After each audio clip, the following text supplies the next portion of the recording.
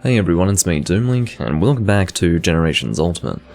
Today we are going to be continuing along the same lines as last time, in the sense that we'll be focusing on blunt weapons specifically, and when I say focusing on, I mean exclusively using blunt weapons. Specifically, let's say specifically a few more times, not just blunt weapons, but in fact, elemental blunt weapons, that's the idea. Now, I still haven't made any progress as far as crafting these weapons is concerned, since the last video, but I still have a few weapons that I haven't shown, so I'm going to be trying to do that if I can. And even if I have to use weapons that I've shown in the previous video, then that's fine. I'm just going to continue along the same lines as last time and just trying to use whatever applicable blunt elemental weapon I can get for the hunt that's on the board.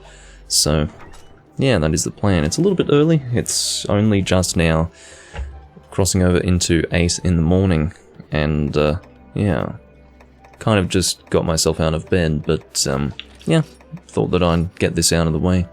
I'm going to try and do a longer recording than last time, obviously. Before, I just couldn't bring myself to do as much as 2 hours, so it ended up being like an hour and 50 minutes or something. So yeah, we're going to try and have at least 2 hours today. Might even be 3, it sort of depends on how I'm feeling and how the game's going and all that business.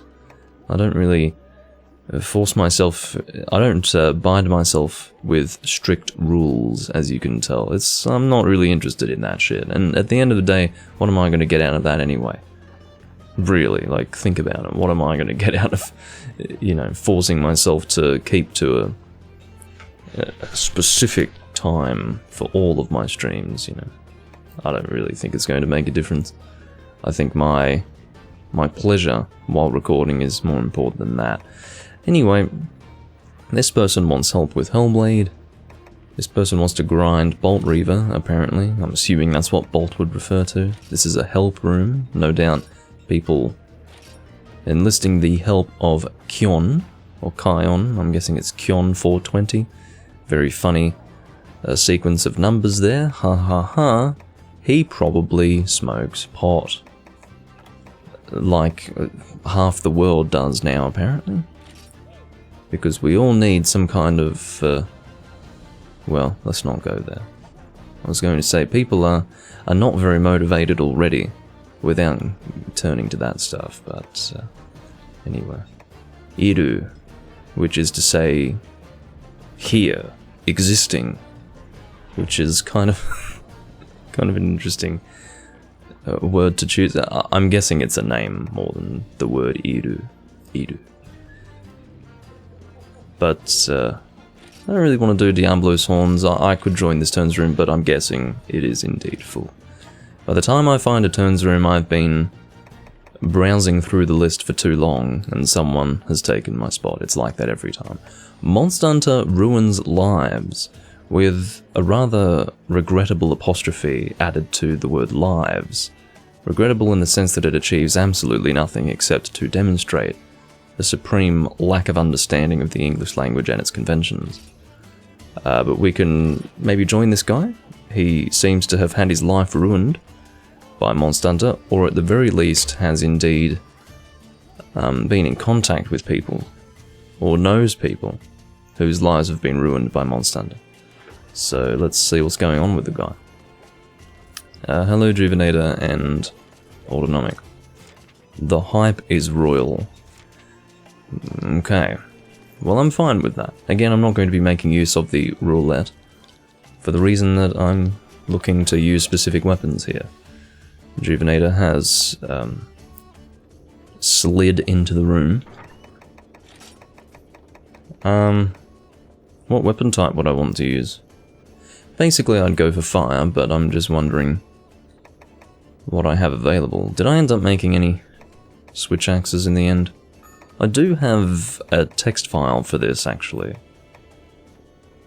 Let's maybe use the Granversa axe. That sounds like a good idea. This is actually a very nicely designed switch axe. I really like it. You can see that it catches the light really beautifully, and the colors are so nice. See how it changes color depending on how the light hits it?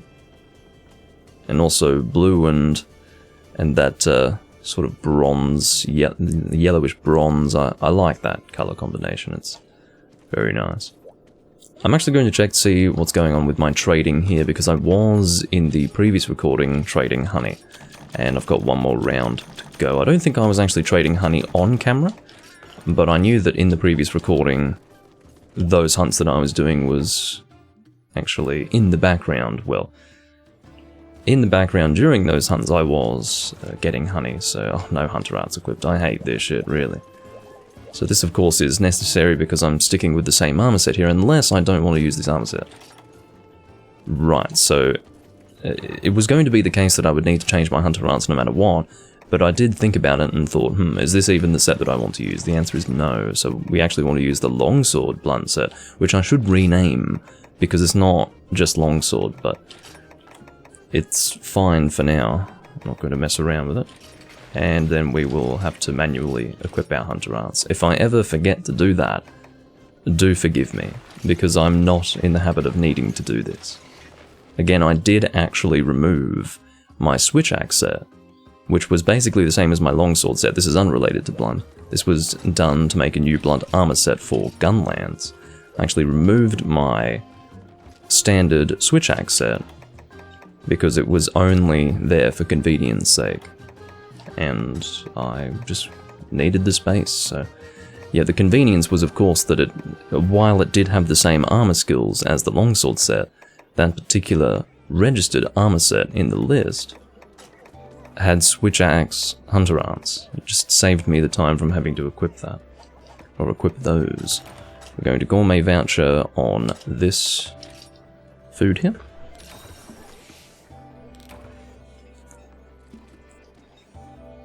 Hello. Makan Kosapo. With two barking dog emotes or something. I would assume that if there is a dog with its mouth hanging open in that way, it would be in mid-bark or something like that. Okay. I think we're ready to go. In terms of stats, good enough, I guess. I mean, it's not amazing. This switch axe is not amazing. I'm just going to put it out there. I'm not securing some incredible benefit from using this as a blunt weapon. It's like, wow. No. There's none of that going on. Oh, your milkshake, okay. See, You're not even the first person who has watched me with Makan in their name, so I thought you might have been that person. Did you see that? My whole body just glowed when I got hit there. Can that happen again? I mean, this is probably something well known that I'm just not familiar with. Can you guys attack me? God, Jaggy are so fucking different to the prey monsters. The prey monsters just jump on you and will not leave you alone, but in the case of like the Jaggies and the Baggies, oh my god, they are so docile by comparison. That was one of the things that I noticed immediately when playing Try for the first time. It was how easy the Jaggy were to hunt. I was expecting them to be harder, but no. They're just not as aggressive, and they miss you with so many of their attacks too. Looks like this is an element file. In other words, it's going to increase my blast buildup, which is quite alright. It's only slightly annoying. Sadly, it will, like my increased build-up in terms of status, is not going to be shown in-game. I can only assume that it's probably sitting at like 27 if I go sword mode with an element file. I wouldn't know. That is the biggest guess in the world. The biggest guess.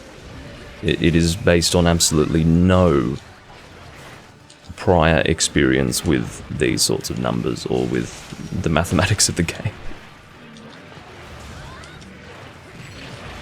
How did you still catch me on that? I'm not impressed. I mean, I think part of it was that I couldn't actually evade further away in that direction because I was stuck. The terrain ended there.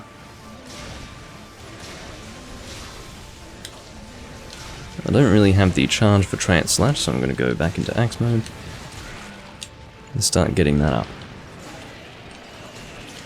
That is Divine Blessing? What? No.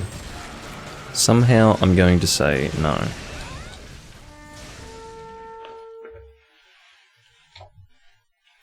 I didn't mean to go in here, but that's fine. Gives me an opportunity to reload my axe anyway. I will probably, seeing as though I've already got Demon Riot, I think I'll prioritise that over Translash. And it is a case of using one or the other. Because if you use Translash, you're not going to have enough charge to get the most out of Demon Riot. Until such time that you charge it up again.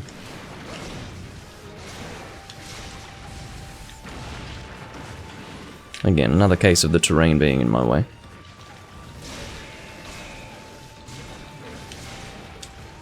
Rejuvenator, what is Divine Blessing? You're going to have to explain that to me. Because Divine Blessing... Unless you're talking about... because I don't have that. Oh, I do have it. Holy shit. I genuinely didn't think I had it on this set. I guess you're right, Juvenator, yeah. I guess you're actually right. I apologise for being snarky. That's, yeah, I suppose it is Divine Blessing. There you go.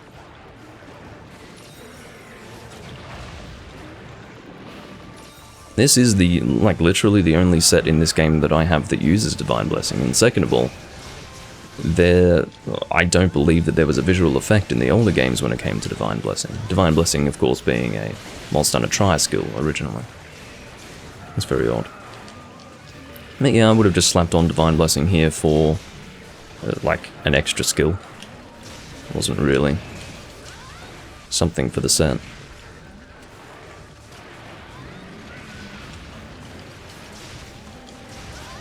Alright, so I lost track of what I was doing. I was trying to get my charge all the way up for Demon Riot, and yet I went into sword mode to actually make it harder to do that. And look at what I'm doing, like, I'm not paying any fucking attention to what I'm doing right now.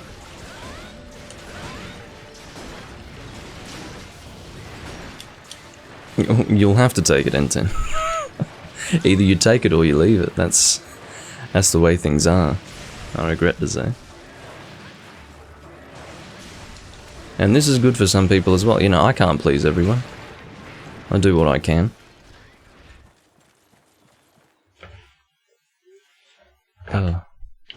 I didn't go and carve that tail, but... oh well.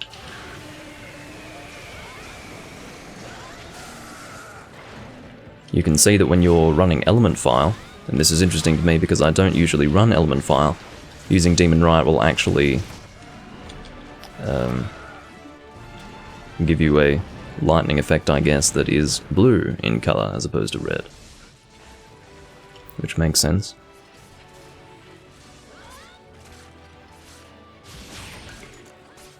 But yeah, that was a reasonable hunt. I've got no idea what this room is going to be like. I don't know if Lilakin is intending on this being a turns room or not a turns room, or a let's hunt Royal Udroth in hyper form repeatedly room. I've got no idea, so we'll have to see.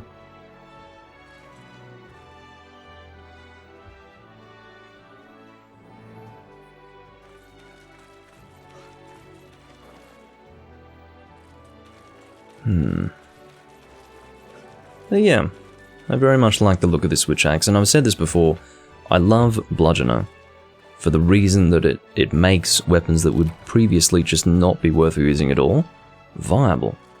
That's the thing. Even if this weapon that I'm using here isn't the best weapon ever, like in the upper tier of possible weapons to select with Bludgeoner, it's still perfectly good, like perfectly fine, it deals good damage, and that's more than I would be able to say if I weren't using Bludgeoner, that's the point. So, yeah, good weapon. And good armor skill. I've got no idea what's going on the board next. No idea. Whatsoever.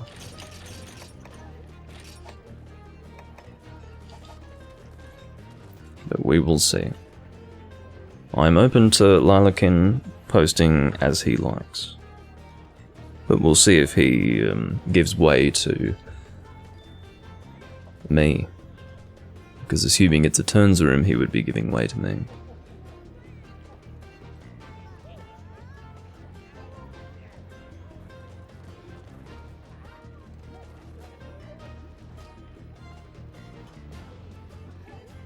But yes, the room information, for those who are not familiar, well, it outlines the fact that Monster Hunter ruins people's lives, with an apostrophe in the word lives, and HR minimum 13, and he wants to do G-rank quests. There's nothing here that suggests that he wants to do... Oh no.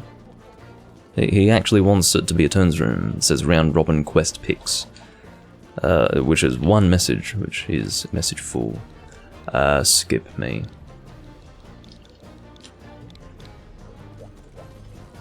So basically, Lilakin assumed two things of me, which is perfectly fine. The first is that I knew it was a turns room, and the second was that I knew that I'd be the second person going, because he's not instructing me to do anything, which is fine.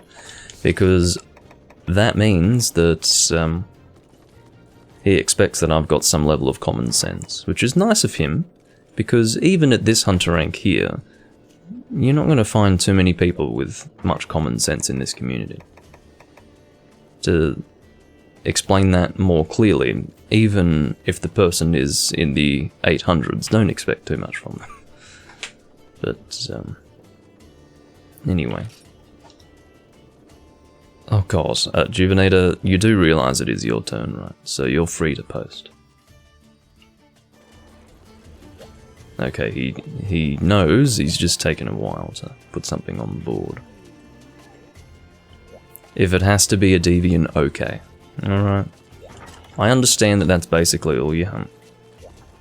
So I'm not going to prevent you from posting basically everything you want to do by saying don't post deviants, but the determination that you shan't post a higher rank deviant stands. Grimclaw G3. It's fine. I don't mind Grimclaw, he's fun. So, is he still primarily weak to thunder? I hate having to check this shit, but... Tell me I've got his fucking armor. I don't have his armor? Or am I blind? No, I don't have his fucking armor. What a joke. I can just assume he's still weak to thunder. But you know what I'll do? I'll pull up the decks. Just for the sake of future hunts as well.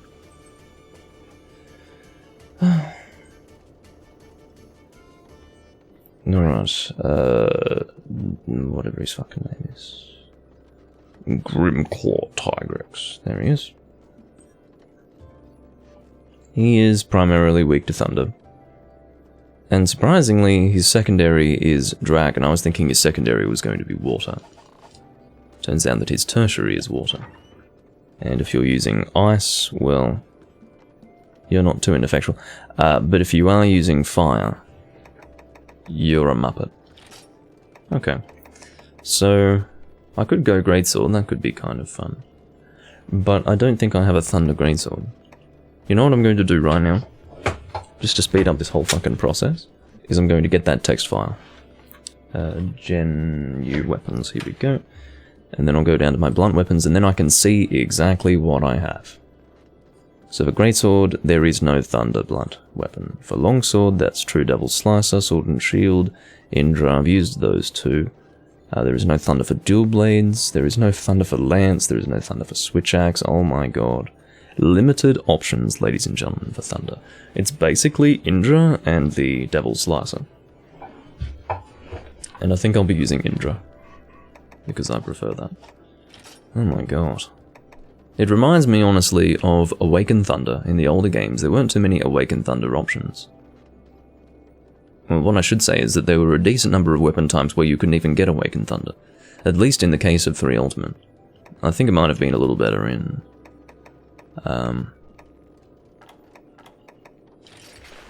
Monster Hunter 4 Ultimate, but... God, wasn't too good in 3 Ultimate, I can tell you that. At least 3 or 4, at least 3 weapon types did not have a thunder option. It sucked. Okay, Indra is what we want. There you are. So, of course, I will have to manually equip my Hunter Arts, just to add even more time onto the setup time.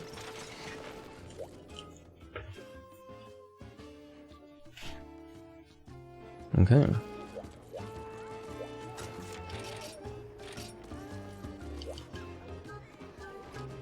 Grimclaw G3. And now, to slow things down even further, I'll be looking for Exchanger. And I found it! Hallelujah. It's my lucky day, not Ultimate Rice, get out of my face. There she is. Yeah, Autonomic is probably channeling Lilakin as we speak, typing in all caps in the chat, I need to hunt now, ah! And if not Lilakin, then certainly channeling the collective consciousness of the Generations Ultimate community. Because that's what they're all like. Yeah, it's great and very accurate, Autonomic. Alright. So, I actually used this as one of my thumbnails. Can't remember what part it was for. I'll actually find what part of Live Hunts I used this for. Because it's actually really quite picturesque. Provided I can get the flower in the shot and I'm not in the way of it. The flower's quite nice, it just frames the image very good. In a very nice way. It was Hunting with Purpose actually, Hunting with Purpose 26. I used this as the thumbnail. It's quite picturesque looking. Very stark scenery, I suppose, and then you've got this white flower. It works well for a thumbnail. And yeah, sometimes getting a good thumbnail is hard. I mean, I just go with whatever looks fine. I don't try to get the best possible thumbnail, otherwise I'd be there all day. I think the reason why I'm getting more viewers for Live Hunts 95 as compared to all the others is because it's a close-up shot of Tigrex's head and neck. So people are like, oh, I'm gonna watch that. You know, I don't really understand, but whatever. Guess people need a reason to watch, don't they? And seeing a big Tigrex head might make them click or something. I don't know. It's funny, it was just a random... I didn't even intend for that to be the thumbnail. Can you fucking stop? I'll just stay down here, it's easier. Or, no, I'm forced to go up there now. I generally do not like flash bombing Tigrex. This is not something that I bother with usually. Even in the older games. But it can work. Like in this case. He does have a few nasty attacks that he does while flashed. Alright, it is definitely time for me to heal. You can see that I've put myself at... I can't even see what the fuck is going on. Like, I actually can't see what's going on. In that moment, I was effectively blind. I could see nothing but a big body in my way. Okay. Whoa. There are certain subtle changes to Tigrex's moveset here in Grimclaw form that I'm still not used to, so if I ever do something weird, like if I position myself strangely or do something that's risky to the extent where I'm obviously going to take a hit, that would be because I'm just not used to Grimclaw. Still need to develop some kind of knowledge of how he moves versus Tigrex. Keeping in mind that I hunt mostly subconsciously, like I don't consciously employ some kind of strategy. I just feel my way through it. You know, my hands do the work for me. And what that results in generally is like a worse off hunt if it's a monster that looks a lot like a monster that I'm familiar with, but actually fights slightly differently. See, this is the attack that fucks you up the most when you're trying to attack him while flashed. Someone here is pretty flash happy.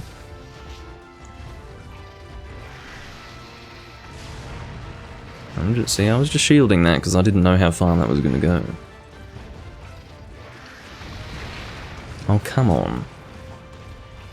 I was thinking that was going to be mostly directed away from him, but there's a hitbox right near the head for that.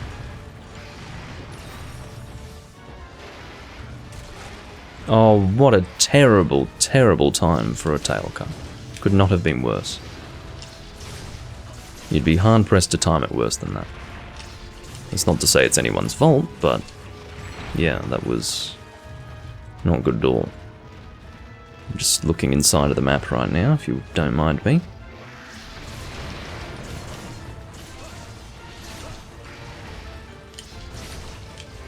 So even going for a head opportunity here feels a bit dangerous because of the width of the hitbox when he puts his arm down. Thank you for not continuing with that combo autonomic.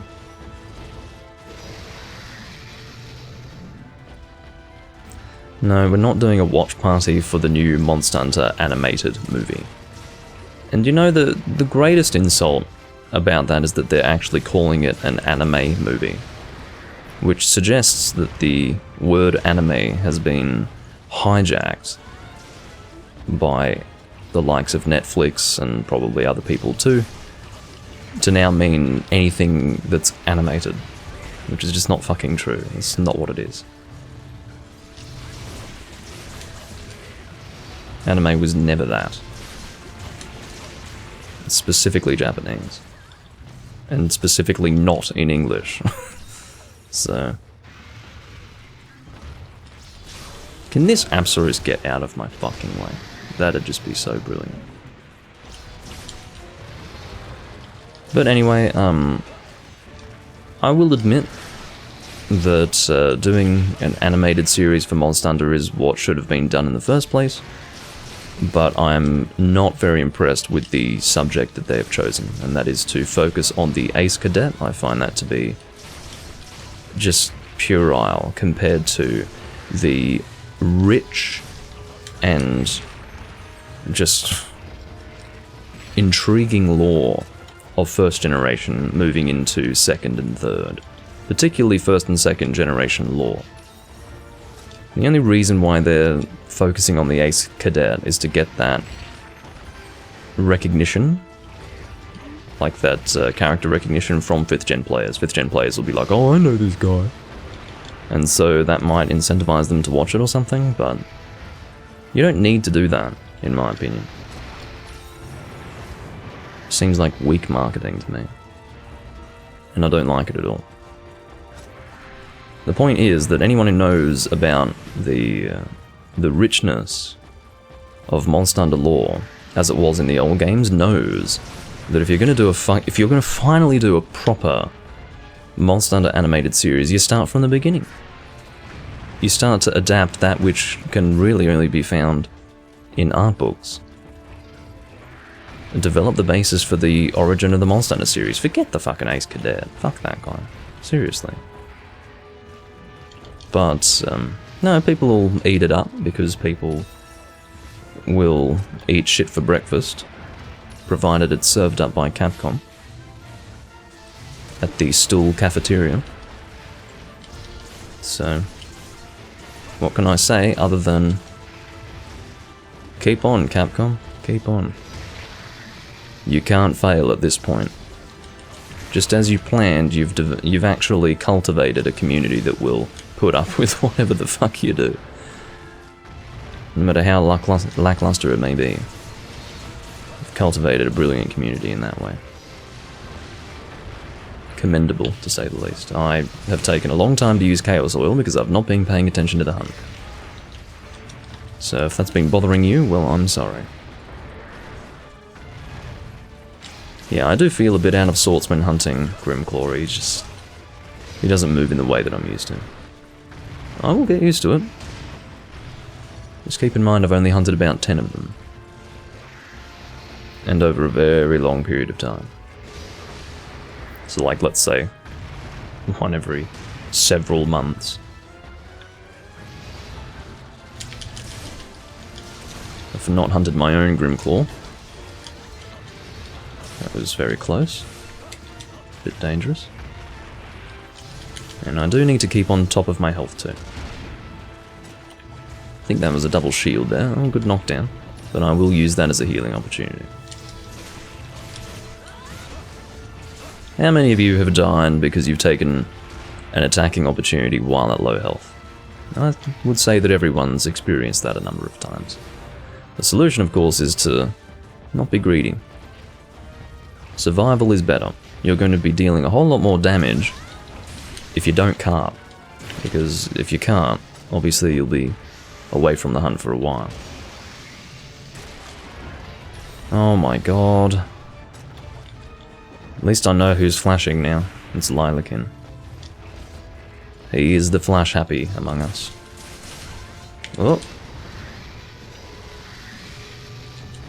Can you please stop with the roaring or something? Telling a Tyrex not to roar. Well, that would be my preference. I can't find an appropriate opportunity to use Sword Dance ever against this monster. So I went for it, but I still took a hit. Shut up. At least I was out of range for that.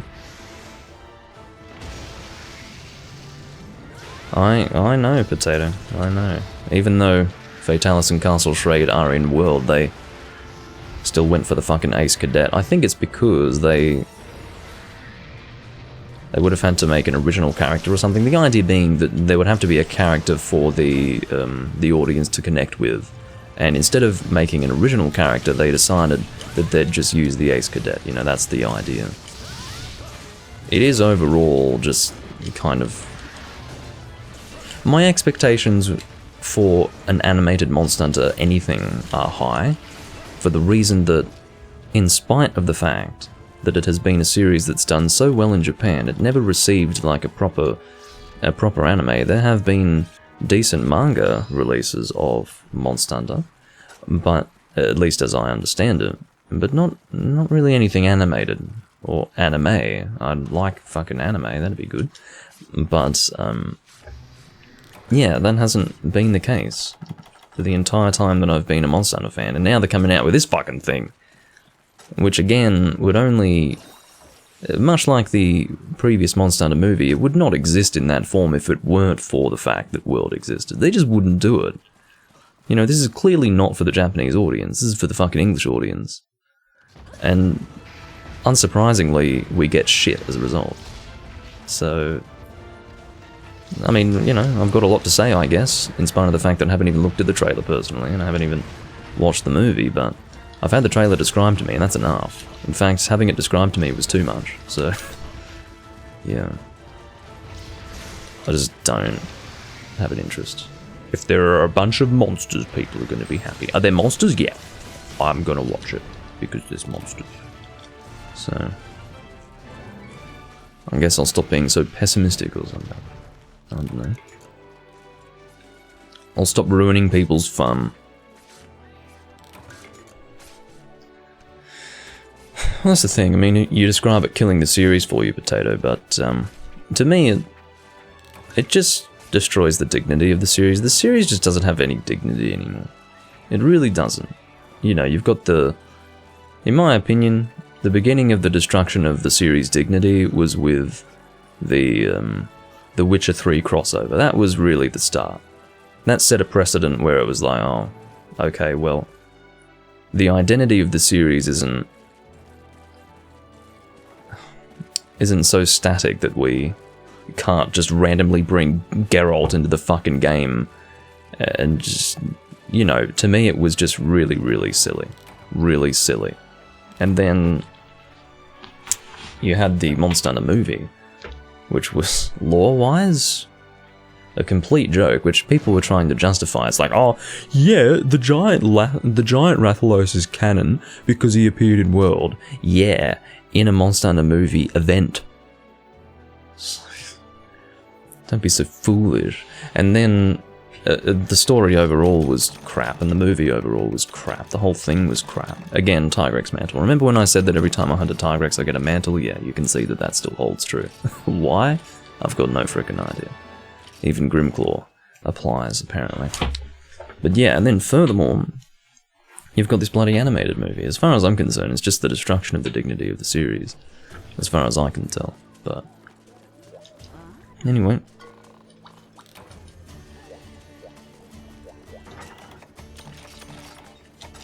I just don't care anymore. I talk about it because it's relevant to what I'm doing right now. I'm playing Monster Hunter, but I don't care. At the end of the day, maybe it would be deemed unfair of me to say what I say, despite the fact that it doesn't affect me, because I'm not engaging with it. You know, if other people want to enjoy it, I guess they're welcome to. I guess the reason why I don't let people have their opinions and just leave them alone is because it is my sincere belief that their opinions are leading the series in the direction it's going in. It's because they just sit there and eat shit presented on a plate to them that I feel Monster Hunter is dying. That's why. Otherwise, yeah, sure, like, have your opinion, doesn't affect me, but it does affect me. I feel like I can't play the series anymore because people don't have a problem with this sort of stuff. That's what it comes down to. Juvenator is apparently upset because he dropped his french fries. Well, we all have difficulties in life, don't we? We all have, we all must suffer through adversity, for this is how we grow as individuals, Juvenator. So, you dropping your french fries was a necessary experience for your personal evolution. Okay, Tetsukabra, is it water? I think it's a water weakness for Tetsukabra. I don't know what it is, but I'm not solid on his elemental weakness. You'd think I would be by now, but... here we go. Yeah, it's water. Primary is water, secondary is thunder. As you will know, most of the time when I need to check the weakness, I make an estimate or a guess, and it's usually right. It's just I like to confirm because I don't trust myself, I guess. Water, sword and shield. Yeah, here we go. Imperial brand. Did I end up using this in the last video? I don't think I did. This is another really good blunt sword and shield. Actually, it's not amazing. Well, it's good. It's not as good as, say, the Plesioth Wave Blade, but it's very good. I wouldn't say it's bad that you forget Tetsukabra exists. Again, Autonomic, why do you choose not to post the hyper? We've got a full G-rank team here, you may as well. Unless, again, this is just a quest that you want to clear, like the actual quest itself is something you want to clear. Otherwise, you may as well post the hyper, because it's only Tetsukabra, and you might need hyper stuff, so... it just saves you from needing hyper stuff in the future. You just need the regular stuff, okay. It's just going to be a very quick hunt. Soon there will be Monster Hunter Legend of the Guild Happy Meal toys. Oh dear. Which there won't be, but that illustrates the point. And people have also noted that the Monster Hunter series is now open to a younger demographic than before. But I would say that began with the 3DS games, in my opinion. I saw an immediate change in the demographic in the 3DS games in terms of age. Like, there were some actual kids in the 4 Ultimate game that I mean, that was part of the reason why communication was so lacking. There was no... and the level of communication, it was very low, it was bottom of the barrel. And part of the reason why I felt was due to the juvenile nature of the community. Like, they were just kids, a lot of them. Not all of them. I found that the kids were actually less insufferable than the high-ranked adults. And when I say high-ranked, I mean, like, you know, the HR 800s and above. Or maybe 700s and above. The real snobs, you know. The ones who wouldn't let you into a 140 guild quest unless you had some kind of stock standard armor set that was exactly in keeping with the specifications of said standard armor set. Which is dumb. But that's how they used to play in that game.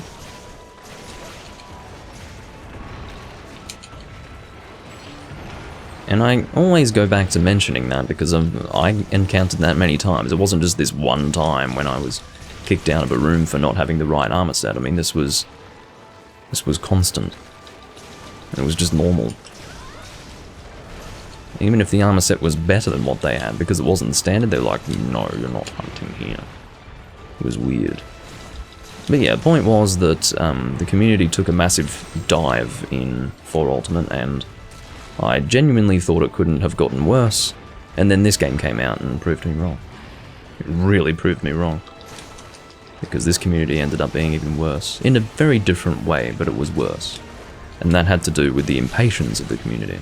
I noticed that the 4 Ultimate community was quite impatient, as far as getting on quests quickly, but this was on another level, and the terrible sportsmanship, for lack of a better way to refer to it, I guess you could say huntsmanship, that is displayed in this community, or at least was. I mean, I would imagine it's still the case, but at least in 4 Ultimate you didn't get such serial quest abandoners. But you do in this community. In this community, oh my god. Well, not so much abandoning the quests, you do get that a bit in this community, but mostly just an unwillingness to deal with failure. They just leave or throw a mini tantrum or something like that.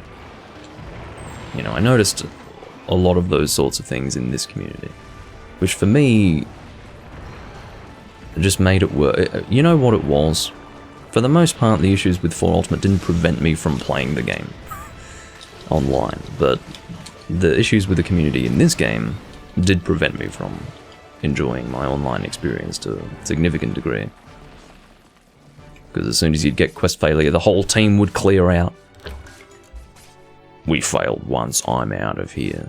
And that was basically everyone, and then, you know, that was the norm. I think it has gotten better over time. Honestly, what I'm describing is probably more in keeping with the experience of Generations Ultimate in the first 2 years of release. Those people's, I mean, again, some of them are still around in this community, but it's not as community-wide as it was in the past. Now it's more of like a specific percentage as opposed to like everyone that you come across. I'm feeling a little bit parched, so I might actually drink some water.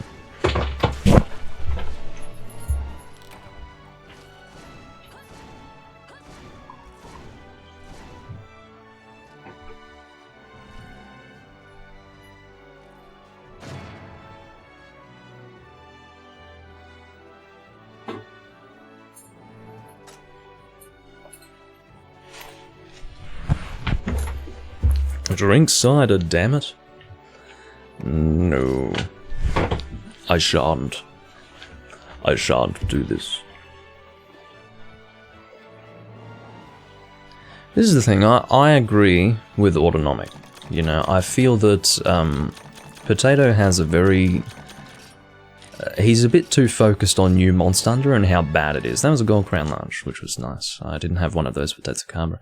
I feel that Potato is too focused on New Monster Hunter and it being bad, and he allows it to affect his enjoyment of the entire series way too much. The reality is, Potato, I feel the same way about all this stuff as you do, but I still play Monster Hunter because these games are still good. Like, Generations Ultimate is still good, all the ones before it are still good. They are still there to be enjoyed. The way I look at it is that Monster Hunter was rebooted. It was, because that was to do with the generational naming being removed. That was to do with the clear shift in direction on Capcom's part, as far as what kind of audience they were targeting. I mean, it was a clear reboot of the series. You don't have to like what's coming out now, because it's not for you. It's not for you, it's not for me, it's not for original Monster Hunter players, it's for a completely different audience, and original Monster Hunter players might like it, or they might not. That's the reality. Capcom doesn't have us in mind anymore. We're not the target. If we were the target, then those games wouldn't be designed for people who wouldn't have played the older games. That's exactly who they're designed for. It's exactly who they're designed for.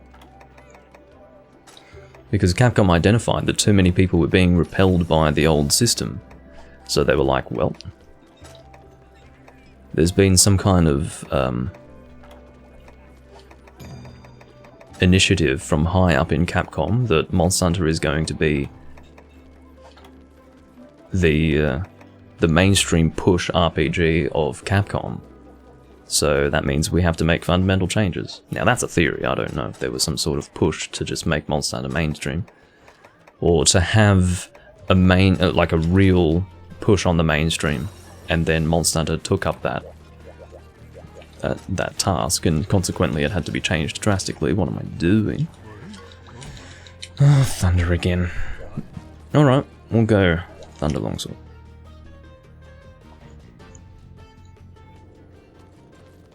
But yeah, the way I see it, Potato, is you're allowing it to affect you way too much. Way too much.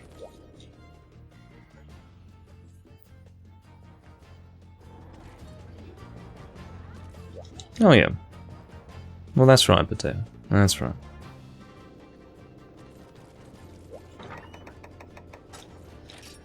The success can't be argued with, in the sense that, you know, you can say it's better or worse, but the reason why it succeeds is because it's not designed for a niche.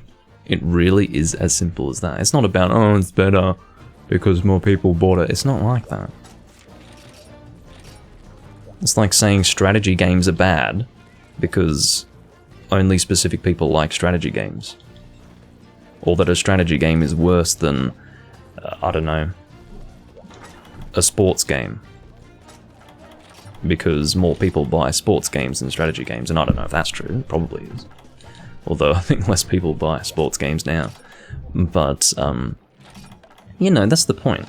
It's not about how many people buy the fucking game. You can target a game to a wide audience and then fail to get good sales at that point. Now that's a failure. So I guess technically you could call it a success if lots of people buy it, but is it a success in the context of the series? No. Not if they depart from the spirit of the series, which I feel that they have done, so... that's why I don't have this argument with people, because you can't... It's like I need to spend the whole argument explaining that point to them. The fact that sales numbers do not outline quality. They really don't. It's just a...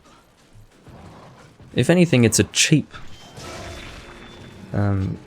point of argument. It's like, oh, rebut that. It's got more sales, haha. I win argument. It's just low level and honestly lazy.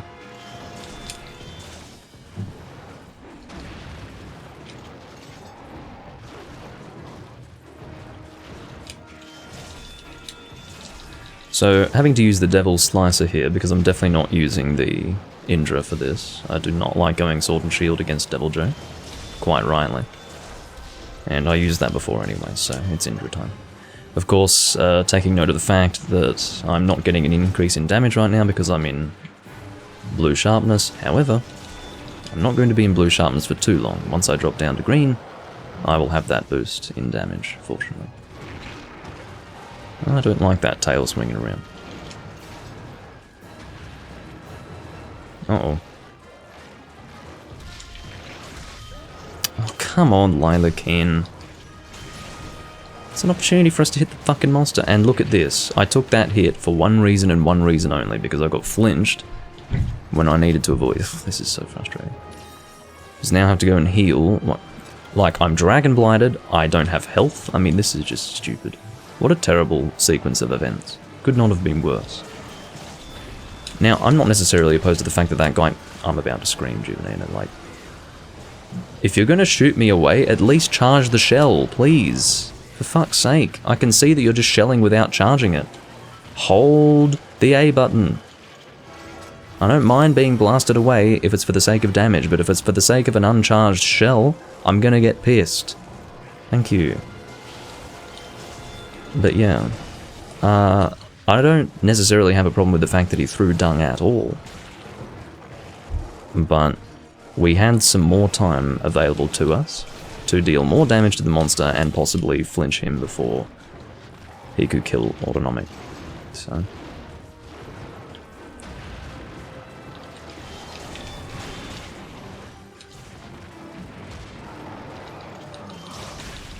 Yeah, same for me, Potato. I haven't touched it since then either.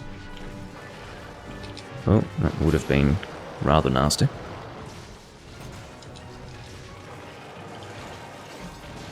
Look, I'd much rather not even engage in the conversation, to be completely honest, but I don't know.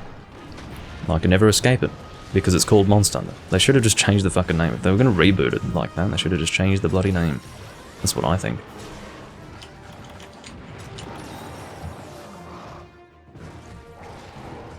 Wouldn't that just be lovely? But of course, it is too similar to be given a different name. I realise that. They didn't change the formula that terribly.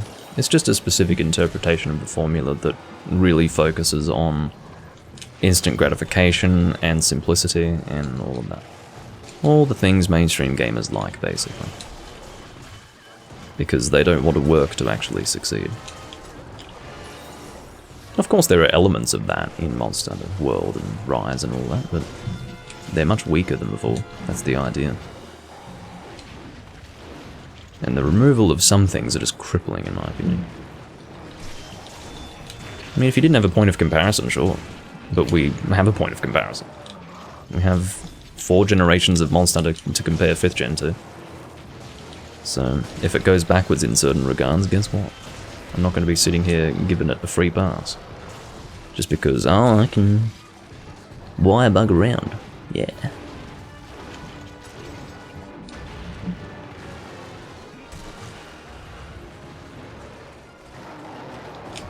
And I guess the biggest issue with 5th gen is that they made the hunters too powerful.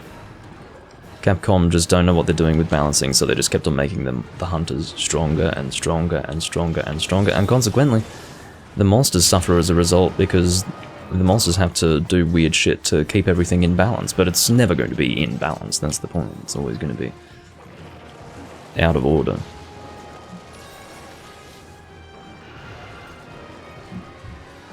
I'm kind of shocked that I still haven't dropped down into green. And I'm also shocked that I'm getting dragon blighted so fucking much. I hate his little follow-up with the jump. Oh god. There goes Lilac, at least he's not going to be throwing dung. See? Didn't even need to.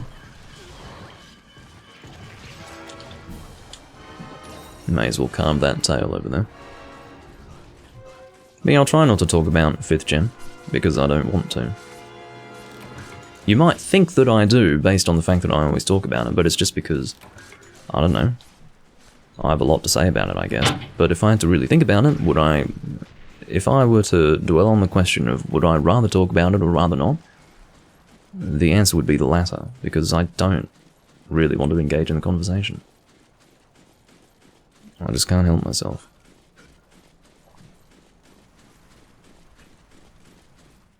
Obviously, my preference would be if none of them even existed.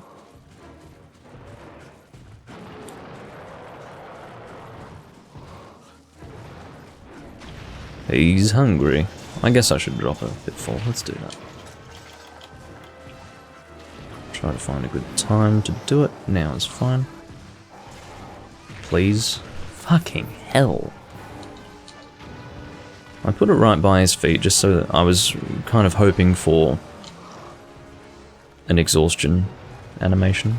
Basically where he stands still and is like, oh, I'm so hungry. Alright.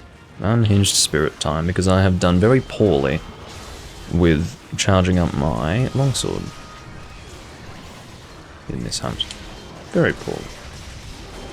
Don't really want to be attacking from this side of him, but we got the spirit slash in the right place at least, and I'm off target.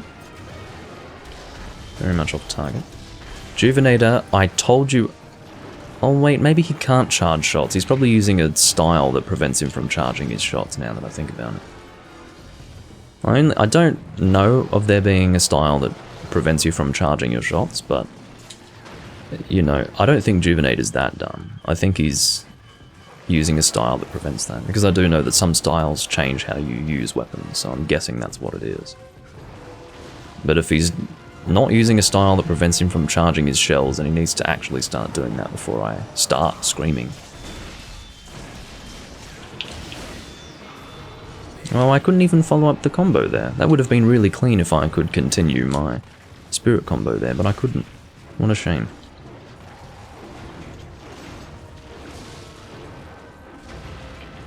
There isn't room in this room, but we can make room.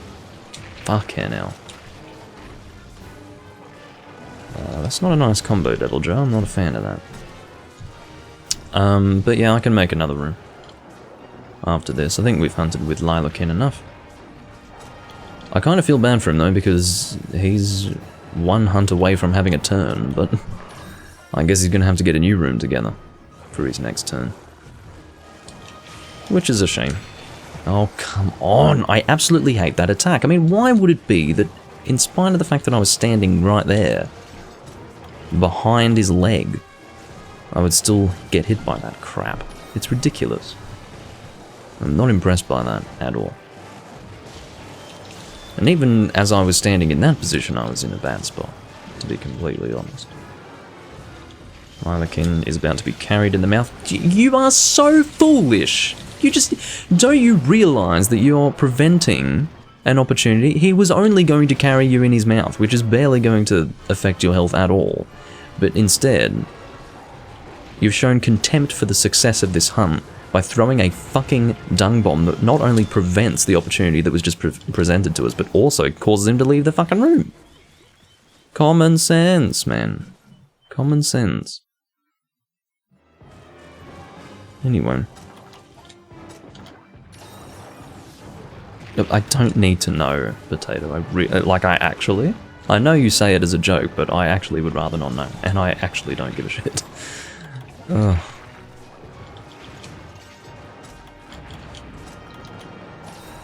I actually would rather not know.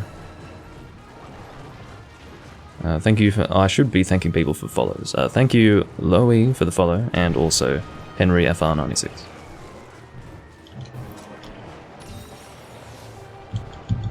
Alrighty.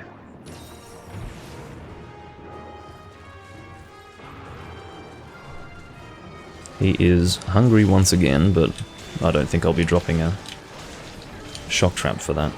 I've already used my pitfall, of course.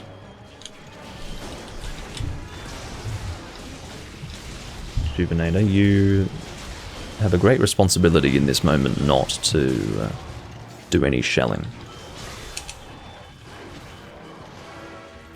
I swear to God that had he not been flinched in place there, he would have tried to wyvern fire the stomach and then shoot us all away from the monster. In the case of wyvern fire, it would be better to not aim it at the stomach. Oh, that was a very clean knockdown. I will move into Unhinged Spirit in just a moment. I'm pointing myself towards the legs just so that I can be in position for when he gets up. Sadly missed that attack.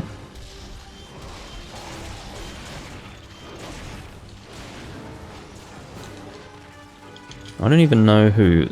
Oh, I do know Zombie, excuse me. Yeah, I do know him. Thanks for the gift sub I get. Although gift sub seem to not be the same amount given to me as a standard sub, from what I can tell. But I don't know how it works. You'd think I would educate myself on that.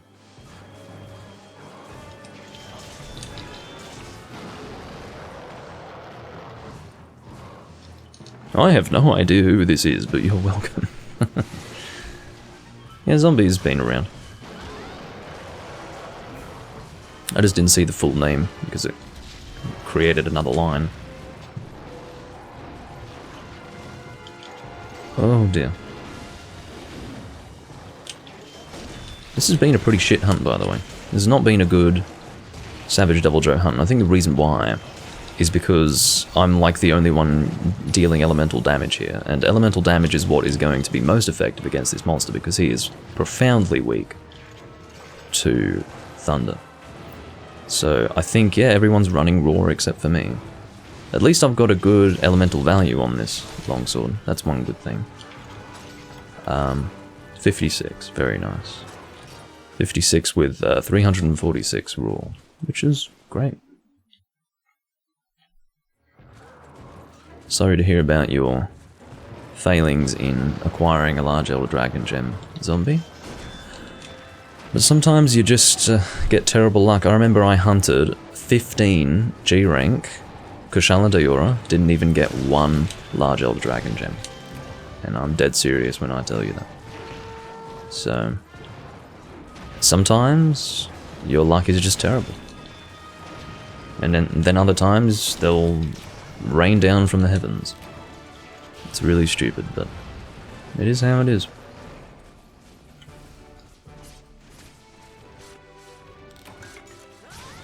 Why would Savage be weak to everything? Like a standard Devil Joe, he is weak to Thunder and Dragon, but he's considerably weaker to Thunder in his Savage form, as opposed to regular Devil Joe. Regular Devil Joe, to my understanding, has an equal, or very close to equal, weakness to Dragon and Thunder. But I usually go with Dragon for Devil Joe. Standard Devil Joe, that is to say. Just feels better. But Thunder is always your ideal element for this monster. Very high weakness to Thunder. I find the most effective setup for him to be the...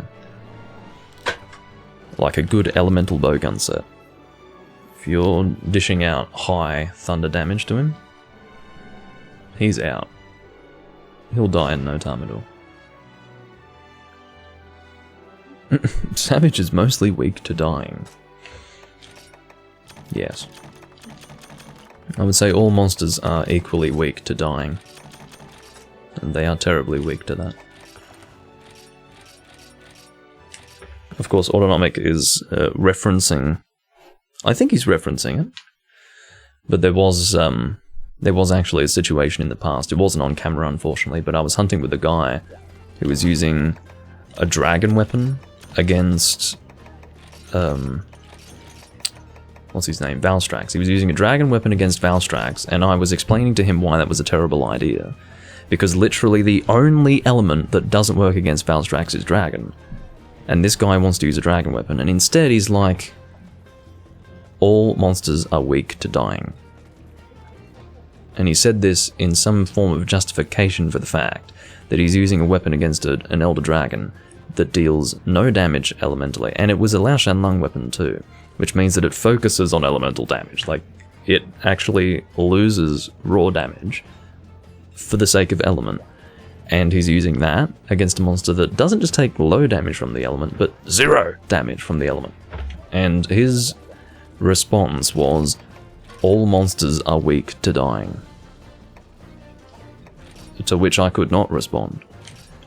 Because there are certain things that kind of go beyond the... Let me put it this way. Some things are worth responding to and other things just aren't. I have made a room, and it is going to be a viewer-only room. At this time we have Autonomic, Juvenator, and Beta coming in. Did you kill it though? Yes. So he was right. It was weak to dying. It was weak to dying. He was right. But, yeah. Sometimes being right isn't all there is to an argument.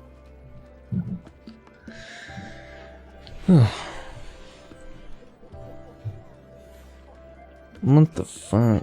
You know, the recommendations I get for YouTube on my laptop are just complete shit. I've never listened to Bullet for My Valentine. I'd rather put a bullet in my head on Valentine's Day than listen to Bullet for My Valentine. Anyway. I think I heard like 1 or 2 Bullet for My Valentine songs like 15 years ago, but god, even at that time I wasn't into that kind of music. I was too immersed in 80s heavy metal, thank you very much. I was brought up the right way. Okay, so... what should we do? Turns, I guess. We'll start with Juvenator. Yeah. Well, everyone seems to want things killed, or wants to do specific things, so it would be most sensible to do a turns room, I feel.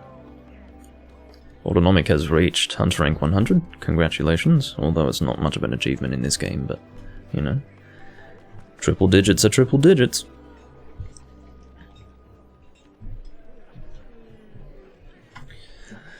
Let's see what our next Deviant quest is going to be. Oh goodness. Feeling a bit hungry, actually. And a bit cold. Cold and hungry. Brilliant. What a day to be alive. Having 2 fractured ribs hurts. Freaking sucks. Well, I'm sorry to hear that. But I can imagine that does suck. That does suck. I can imagine that does suck.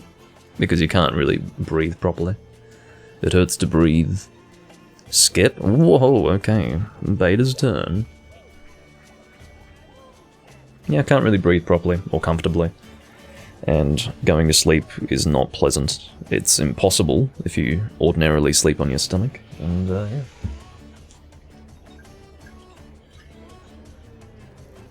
Just be glad that they're fractured and not broken.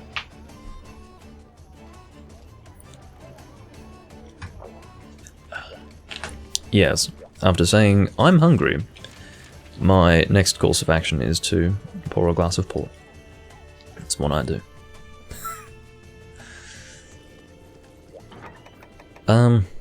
Ice. Okay. Let's use White Death.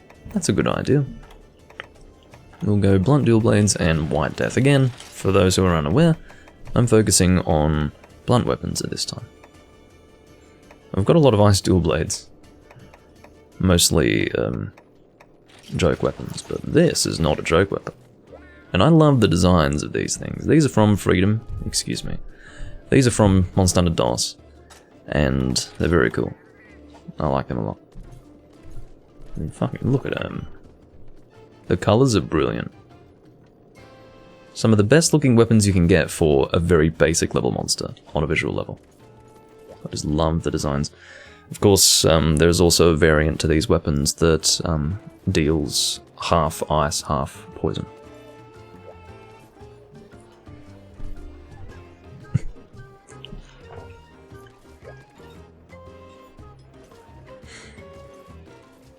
Yeah, Event Elder Dragons will net you more large Elder Dragon gems. I'd recommend the Event Kushala Daora, personally. The Legend of Zelda one. That's what I use generally to get my gems. I wouldn't recommend the Event Chameleos, because that's nasty. That's a really nasty quest. Not recommended.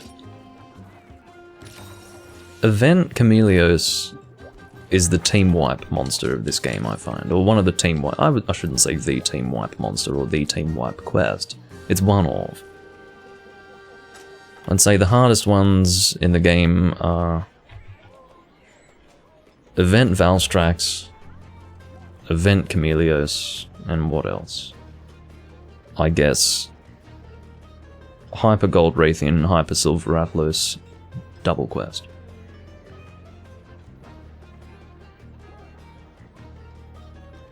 Well, everyone finds Chameleos to be the easiest Elder Dragon to hunt. He's a simple fight, but the damage that he deals in the event makes it so that it's so easy to die because you don't realize how many risks you take with Chameleos because he's not a threat. But then when you go into that event quest, because he is a threat, you find yourself constantly battling on the precipice of death. Because everything you do is just, you seem to take these heavy hits just by fighting him normally. That's how it was for me. I'm guessing if I just changed the way that I play against him, it would be fine, but I don't know. What the hell is this quest? Is this like a giant, furious Rajang or something? I'm a bit concerned. Oh, my health is not looking too great. I guess it's max potion time. There's no way I'm fighting this thing without 150 health. What have we got? Hello. Child of Destruction. Well, as he was in the past anyway. Just getting out of range of that. You asshole. I hate how he just goes straight into an attack that just catches you because it's such a wide hitbox. What a prick. All I wanted to do was an aerial attack and I couldn't even do that much. Get away from me. I can't even heal. Whoever designed this monster back in DOS was... They were onto something. They were onto something.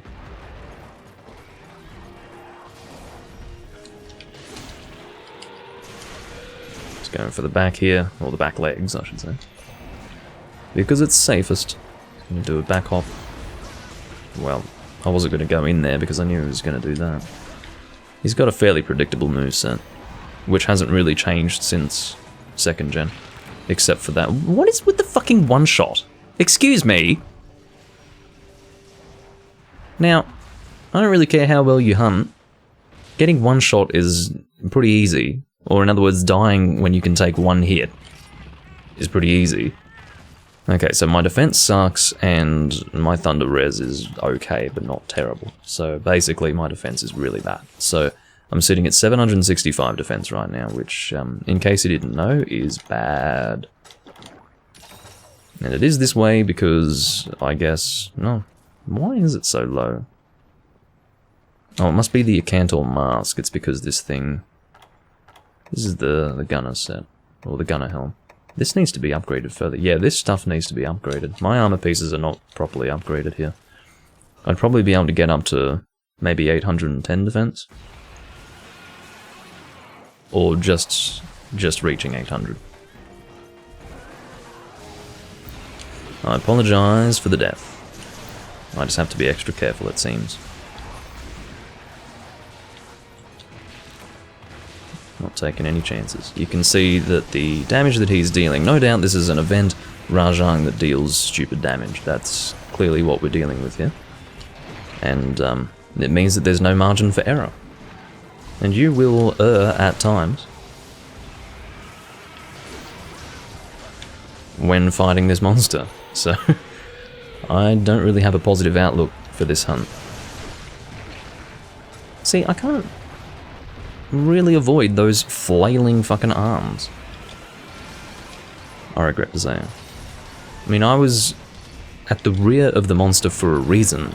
It's to avoid those sorts of hitboxes, but it still manages to catch me because these arms are just huge. Absolutely huge.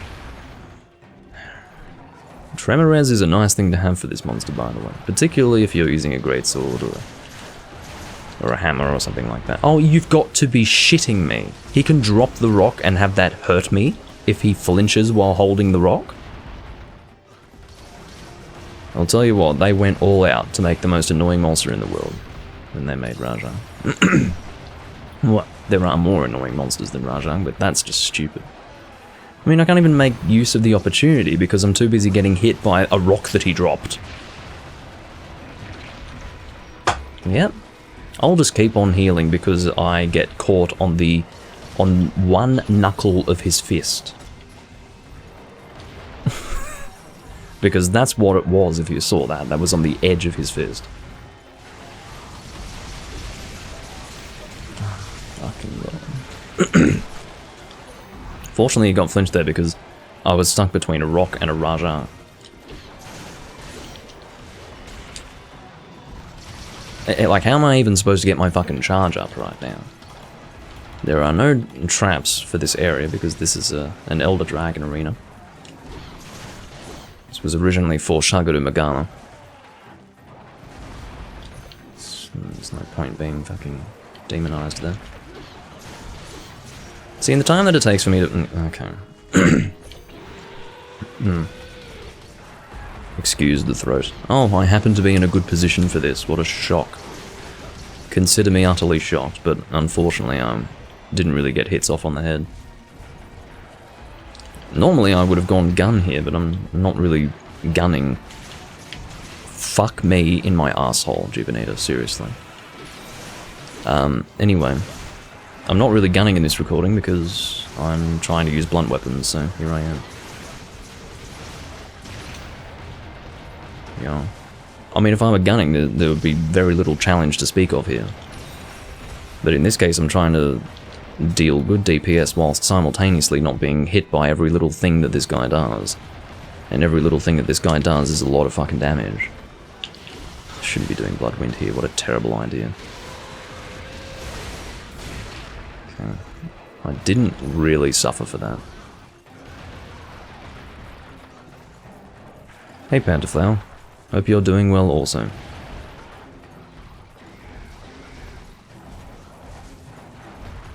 Just gonna hop back, I think. Keeping in mind that the hop back is indeed harmful, should you be standing in the way. You want to be standing to receive it, not to just be hit by it. Which are incidentally two different things. I think it's... oh shit, what a terrible time to be demon dancing. I can't even get in position for the head, I regret to say. I don't even want to get stuck in a combo. You know, one of the issues with dual blades is that it is not a very mobile weapon type. There is this misunderstanding that it's actually fairly mobile, but it is not at all. Because, you know, you have to demonize, or get into demonize mode constantly, and then that takes time.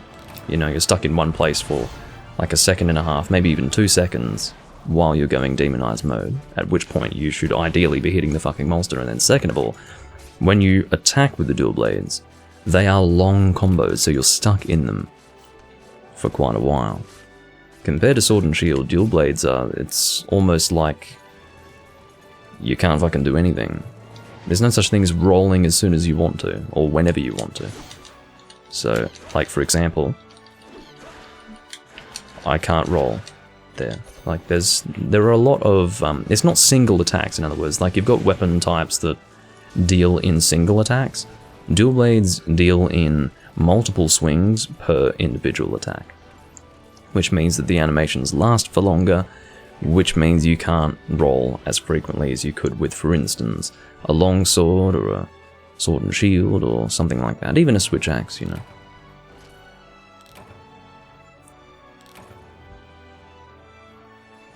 Yeah, Juvenator enjoyed that because he was gunning. Which would be the most comfortable way to do that hunt. So, Rajang Nerve. I'd forgotten about that. There was a high rank rare called a Nerve. It's very odd. That's rank 865.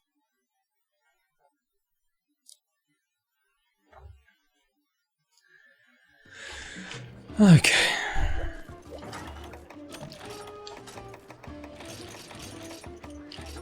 Whoop. Don't have any max potions there. No, not the fucking paralysis shots, although I'm not going to use them anyway. What have we got? Autonomic? What's our next hunt? I need to go and get null berries.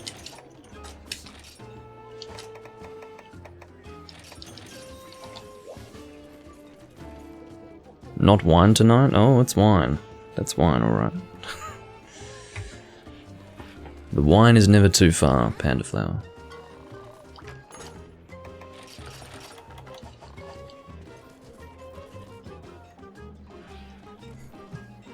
We're doing Tetsukaba again. Let's actually do Hyper, please. Just so that we can have more of a hunt. I realise that you might not need it, but for a team like this, may as well do Hyper. In fact, ideally, yes. Because a standard will just die too quickly. Water weapons that I haven't used yet. This is something I'll make as well. But, let me just see. I'm checking that text file again to see what I've made. How about Lance? Yeah, I'm gonna bring Poison Lance. Poison Blunt Lance. See, this is something that I had forgotten that I made. if I refer to my text file, I will find out that I have it, but otherwise I just wouldn't even know wherever the hell it is.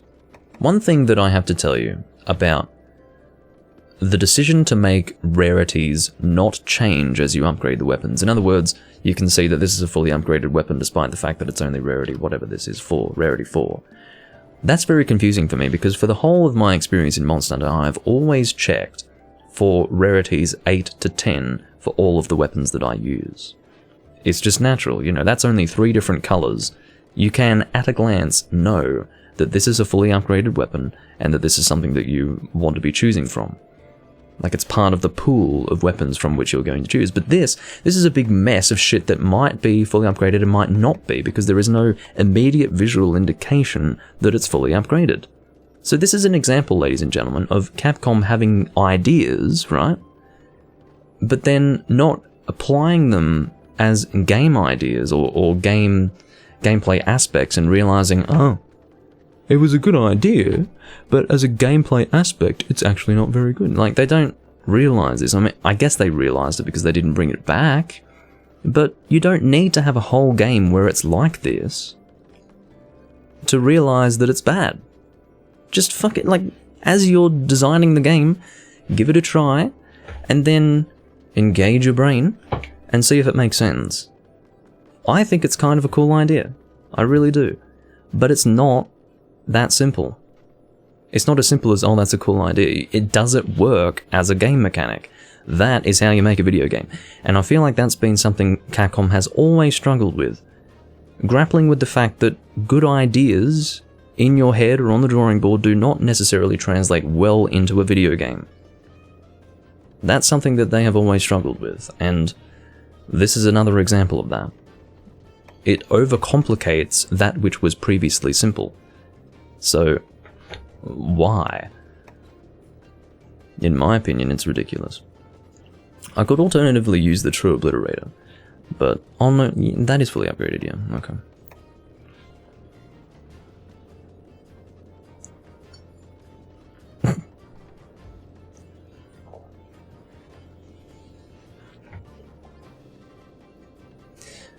Alright, let's go and equip this now, after my little rant. This is not a very attractive looking weapon, is it? Look at the damn thing. This weapon is not going to be winning any weapon design awards anytime soon. This is one of those weapons that you kind of hope stays in first gen, honestly. Because it doesn't look very good, but it's functional, I think. Provided you've got Bludgeoner, I guess. It might be somewhat worthwhile with Sharpness +2, but I don't think so.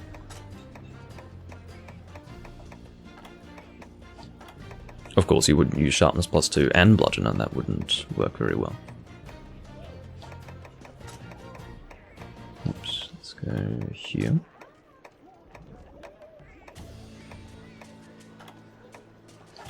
Alright. Let's go attack. Don't really need defense up. Well, yeah, that's something that I need to do. No, I'm not going to do it now. I've taken enough time to get ready for this quest. I need to remember to upgrade those armor pieces for my Blunt Dual Blade set. Because that was a bit of an oversight to not have fully upgraded those pieces. Minimalist designs are nice, Beta, I agree. But this is just bad. This is just bad. It's okay to have something minimalist. For instance, the switch axe that I was using before was kind of simple in its design. Not that you would have seen it, this was before you joined the live stream, but it was the blunt blast switch axe that I was using. Kind of looks like a standard iron switch axe or something like that. But it's nice. It's simple, but also quite pleasant to the eyes. But this is just bad. Like, there's simple and then there's bad. And I feel like this is not in the simple category. Well, it's in the simple category, but not in the simple but aesthetically pleasing category. There is beauty in simplicity. Okay, what the hell are we hunting again? Desert Carbra, he must be up here. Oh, Juvenator's already fighting him. Goody. Why they decided to put him in here, I've got no idea. Oh, that's right. Using Guild Lance, thank God. Not Guild, sorry, Striker. I would rephrase that to say, not using Guild Lance, thank God.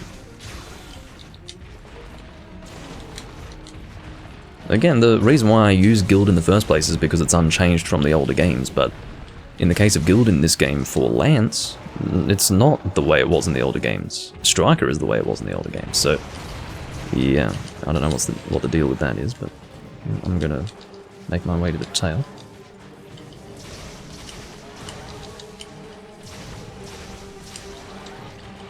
Good paralysis. Whoops, I need to do Enraged Guard. Well, how long is that going to last? Oh, I see. I haven't really used Enraged Guard very much. I only use it here. Well, I only recently started using Striker Lance, so that means that I only recently started using Enraged Guard. Prior to that point, with only 2 Hunter Arts available, I was only using Shield Assault and Corkscrew Jab. Frustratingly, as it always is the case, I'm not able to make use of my Enraged Guard because I'm too busy fucking healing. There we go. And this is a good time for Corkscrew Jab. Very nice. Where's that trap? All the way over there. Almost rolled into it. And now we're in our damage boost territory. Prior to this point, we were not getting a damage boost from Bludgeoner.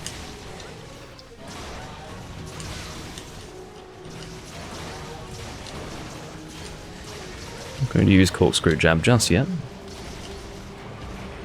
You'll notice that this hunt is not going to take too long at all. So, imagine if we weren't doing Hyper.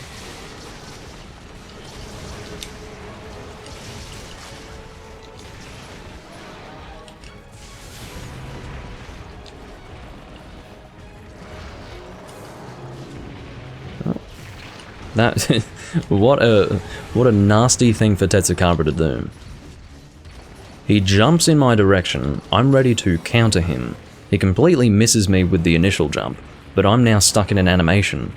And while I'm stuck in that animation that he did not properly run into, he hits me.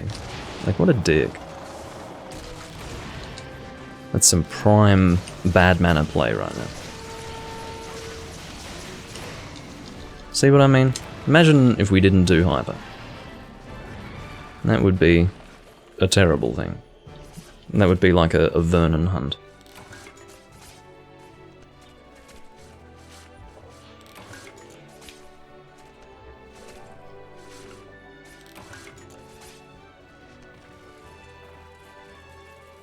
Alright. So let's just confirm the stats again. We're whoa. 477? Well, that's insane. Why am I at 477? Who's buffed me? Has someone buffed me? What's going on? How could it be as high as 477? I'm only at green sharpness. That's not quite right. Well, now it's down. See, now it's down to 398. I must have been buffed by something. By what? I don't know. Well, I would have assumed Demon Shot beta, but there was no visual effect around my character to suggest that I had Demon Shot in effect. Because normally you'd have this like red aura, but I didn't see that. I was looking for that. That was very weird. It was just impressive damage, though. And if it was Demon Shot, then that was well played on the part of Juvenator.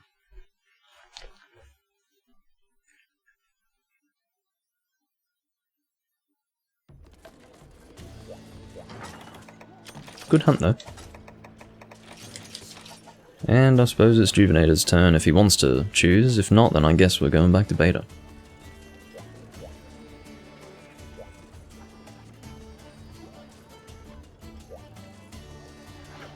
Might as well check to see if I'm live on Hunsterverse.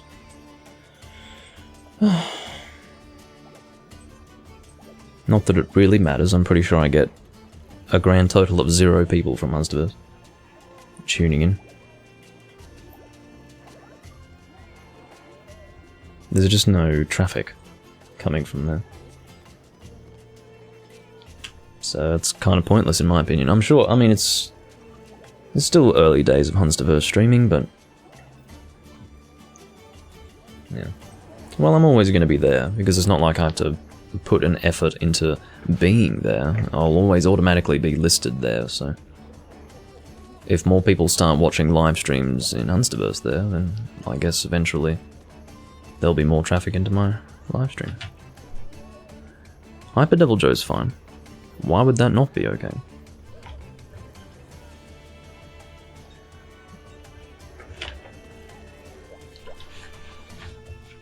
I suppose I do a lot of Hyper Devil Joe, but it's not a deviant and it's not weird shit, so yeah, I'm fine with Hyper Devil Joe.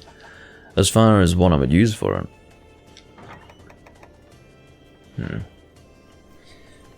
just because it's so much easier, I will keep referring to my text file here. You know what? That's what I'll do.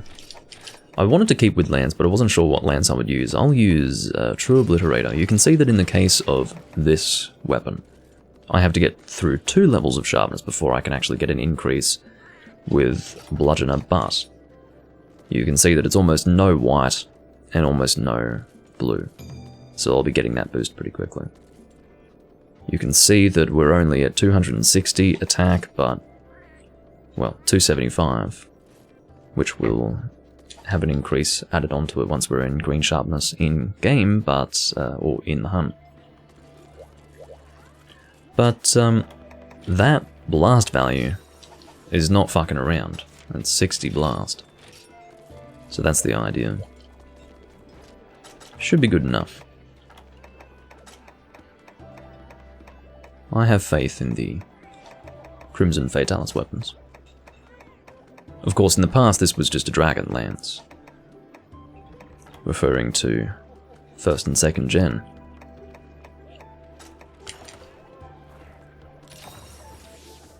But as of 4th gen, the Crimson Fatalis weapons all became blast-based.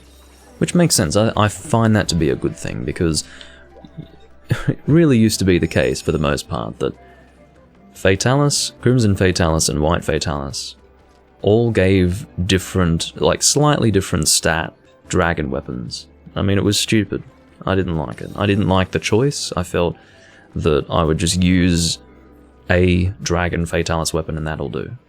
But fortunately, things were changed to be so that for the most part you were choosing between dragon, blast, and thunder. And I think in certain cases there were still White Fatalis dragon weapons. What was an example of that? I think the,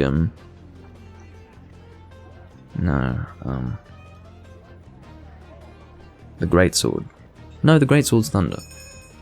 Oh, whatever. I think there's still dragon element White Fatalis weapons somewhere, but... And also I did check to see if I could possibly make use of that triple slot, but I can't. So I didn't check this time around, but I did check in the past. Okay, ready to go. You've been kicked a lot for posting Hyper Devil Joe?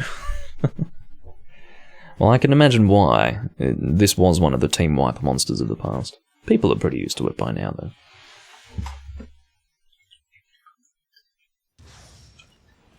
At least they should be. But yeah, for some reason, it used to be the case that if you just hunted with random people, there was a very low chance that you would succeed in a Hyper Devil Joe hunt, because people would just die. Death, death, and more death is what you would get when hunting with randoms with a Hyper Devil Joe. It was a shame, but I think those days are over, for the most part. Because I've been pretty lucky with Hyper Devil Joe hunts. Well, lucky, I'd say. This is a baby. He's a little baby. Look at him. He's so small. Oh. I almost feel bad. Okay, what was with that damage? How did I lose so much of my health so quickly? What the fuck's going on? Anyway.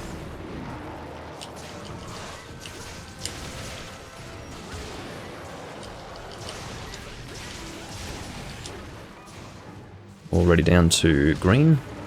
Excuse me, already down to blue, and then we'll be down to green shortly thereafter.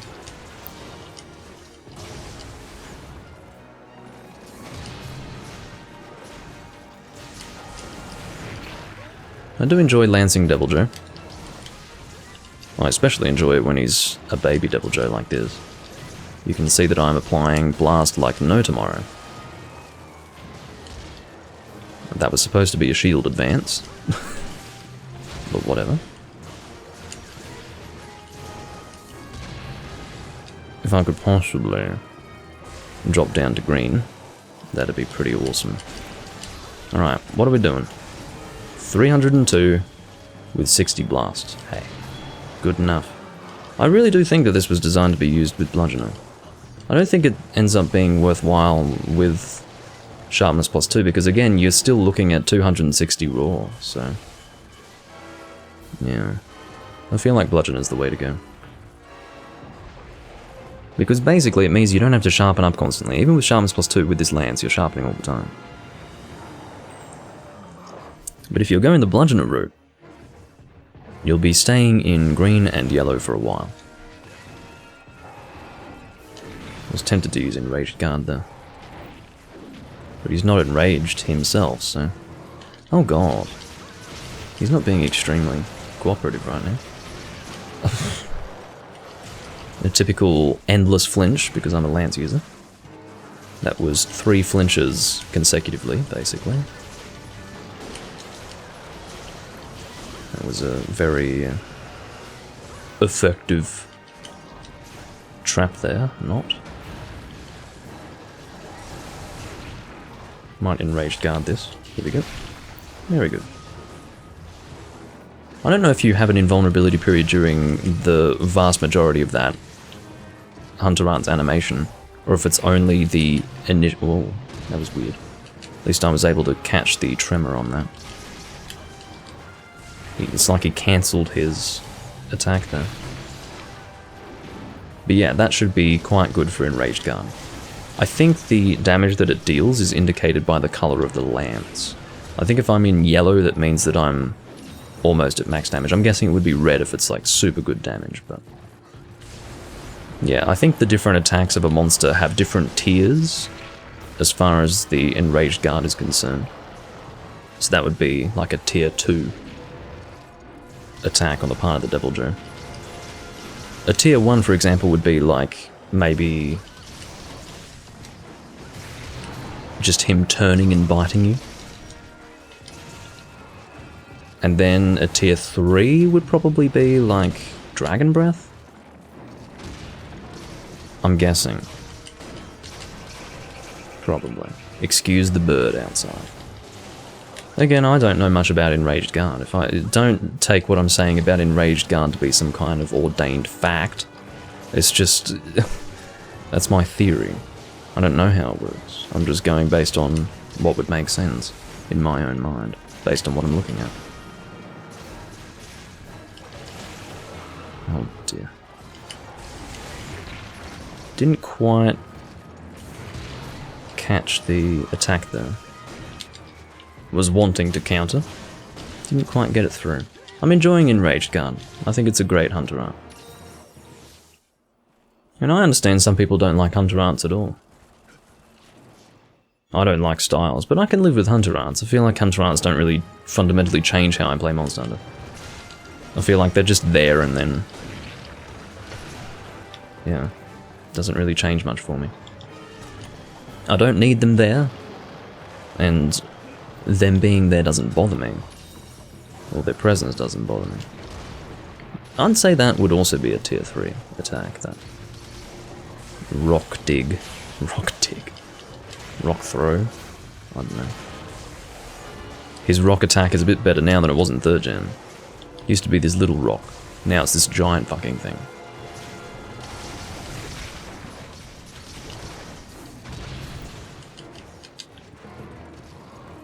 Actually was able to counter the tremor as opposed to the direct hit there.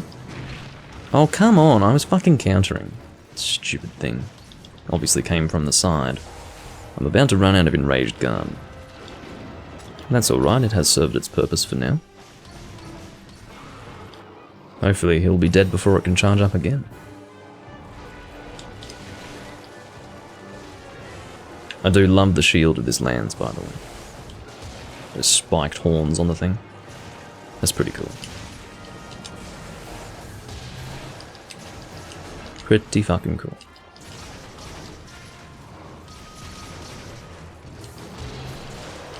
Not doing good for stamina.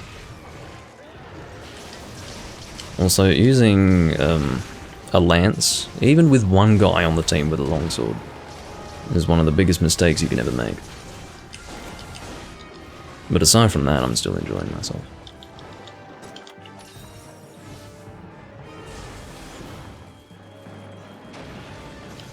I'm still affected by the fucking tremor.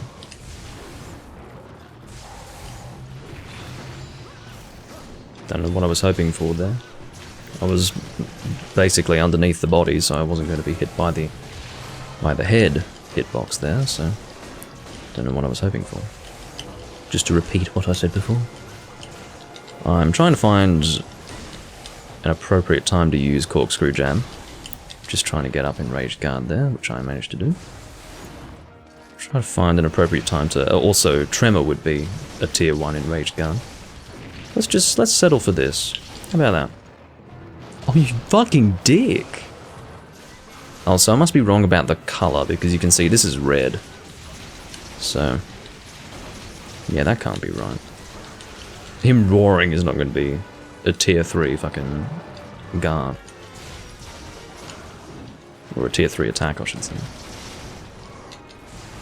What I was trying to do was go for the tail, but his animation was interrupted by a damage threshold being reached.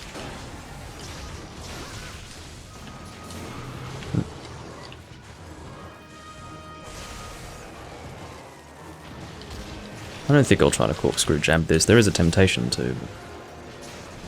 I'll wait for him to get knocked down or something. Again, trying to shield assault. I feel like the game is not accepting my button inputs. I'm just not being sufficiently responsive. I mean, it's not a problem. I do play a lot of Monster Hunter Freedom, so I think I can live with bad button inputs. Or input detection issues. Anything that you would experience in this game doesn't hold a fucking candle to Monster Hunter Freedom in that regard. Is he limping out? Well, even if he is, too fucking bad. Because he's mounted.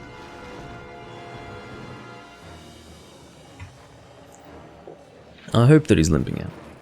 And if he wasn't, he may very well be limping out after this. Time for corkscrew jab.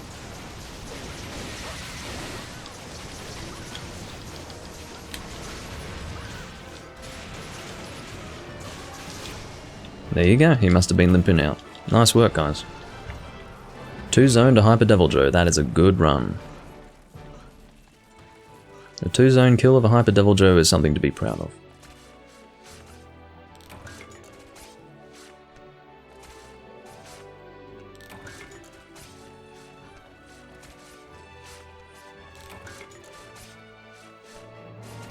I might be going crazy with that, look like 5 carbs. Do I have carb higher? No. Must have been 4. Or is it? Maybe it's normally 5. It's probably normally 5 and I'm being really dumb. Look how small the tail is. If you want to know how small that Devil Joe is, look at this fucking tail. It's tiny. He's a baby.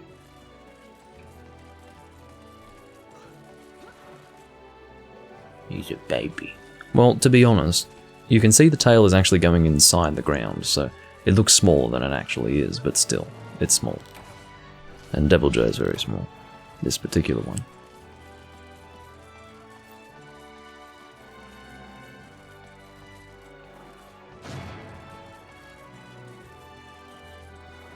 I don't feel bad for him though, when I think about it. Another Devil Joe Crook. Didn't I get one before? I feel like I got one before.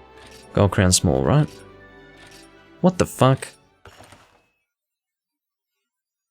Maybe I already had a Gold Crown Small so it didn't update? I don't know. That was weird. Let me check my guild card.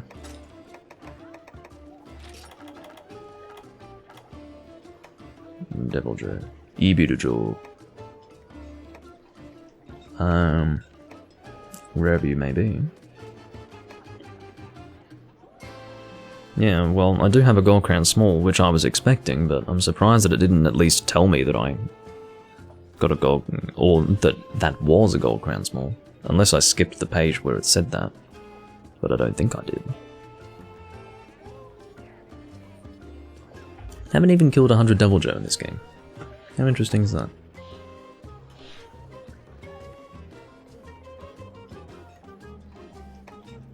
And only 43 a Cantor. Feels like more than that. Feels like 143 a Cantor that I fucking killed. Lots of Bracky though. Plenty of that. Izutsuna. Glaive Anus. Lots of Rathalos. Let's see what monster I've killed the most of. Looks like it's Brachydios, yeah. Brachydios, and then I think second is Rathalos.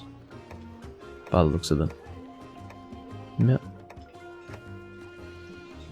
Because there are a lot of monsters in this game, you've got much more of a...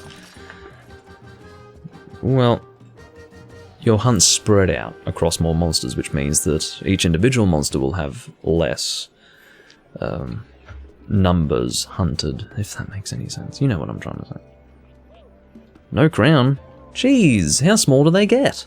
That was tiny. That was actually a little baby Devil Joe and he still wasn't a gold crown small. That's nuts. Oh, actually, I can't believe that. That's shocking.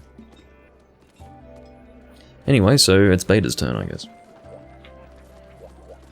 What have we got on the board?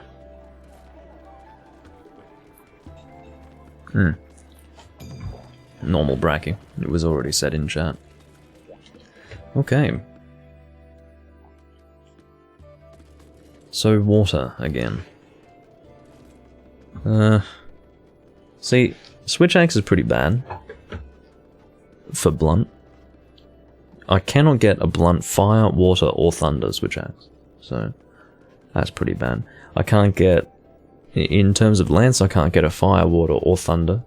It's not possible. It's fucking shit, man.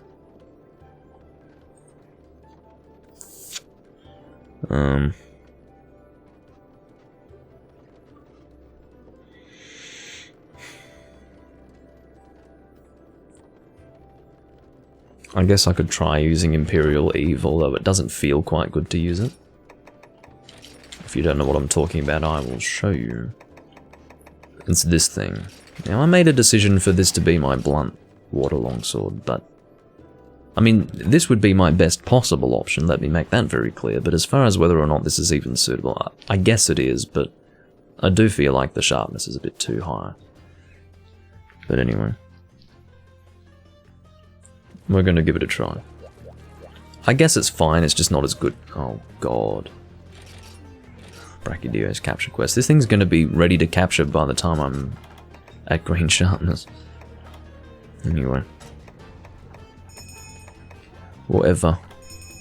What was that, Explorer? Exchanger, there you go. There you go. Oh fuck. Again, I forgot to upgrade my Dual Blades armor set. Fucking hell. What about this armor set? Well, there are a few pieces that aren't fully upgraded here as well. Look, do forgive me, ladies and gentlemen, but I need to go and upgrade this armor set while I'm thinking of doing it. Why I haven't done it, I've got no idea. I've got no shortage of materials in this game, or at least not anymore. Maybe I did when I first made this armor set, but yeah, it's time to upgrade this fucking shit. Because I'm sitting at the low 800s at the moment, which is not great. It's better than some of my Hayabusa Feather armor sets, but still not great. Alright. Oh god, that's disgusting! Imagine using a large Elder Dragon gem to get 10 extra defense. Hello? I mean, that's insulting. No wonder that's not fully upgraded. Go eat a dick. I won't be doing that until I'm sitting on like 20 large Elder Dragon gems or something. I'm not so foolish that I'm going to do that. Ugh.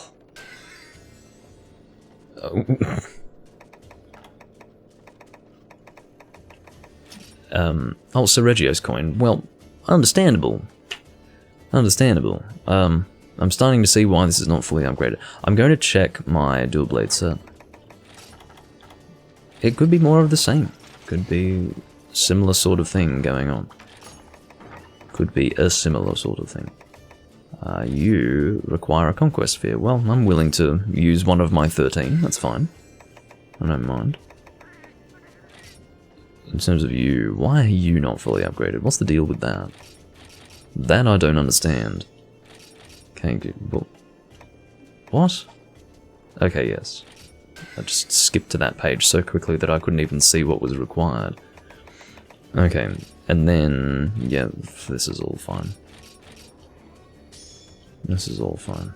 Oh, hold on. Conquest Sphere again. God. They don't miss you with those. You are definitely in desperate need of being upgraded. Can't get over Gypserus Weave. Yeah, Weave, right.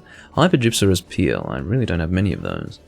I remember that I actually needed to I needed to hunt Hyper Gypserus solo in the G rank level, which wasn't too hard, took about 10 minutes, for one of my weapons. And I'll probably need to continue doing that because I was also going to make the Gypserus gun lance in this game for blunt gun lance, so that'll be nice, but I think I'm willing to use one of my Hyper Shards or Hyper Peels, whatever the fuck it was, for that. Defense now is 833. That has exceeded my expectations, and I'm pleased to see that. What about the longsword set? At least it's over 800. 829. We're looking a lot better now than we were. And I do thank you all for your patience, but I'm now better off for the time that I've just spent.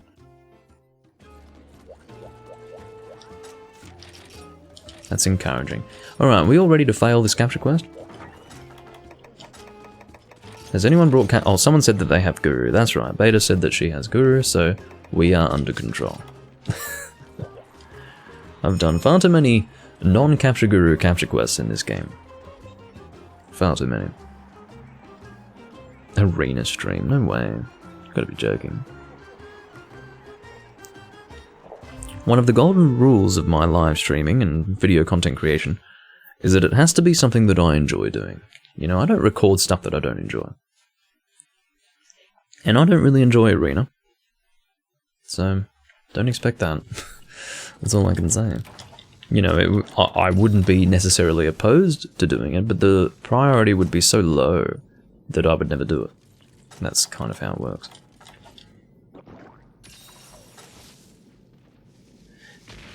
Well, I would agree that the host should be responsible for having the capture skills for a capture quest. I think that would be in keeping with logic and courtesy. This is a big fucking Brachydios. I'm going to just guess that it's a Gold Crown Large. It's feeling like a Gold Crown Large to me. He's a fucking titan. Look at him. Now, this might be on account of the fact that I was just fighting a baby Deviljho, but I don't think so. I think this is a very large Brachydios. He's basically the same size as the event Brachydios from 3 Ultimate, so... yeah, I've got a feeling this is Gold Crown. Oh yes, I can paintball.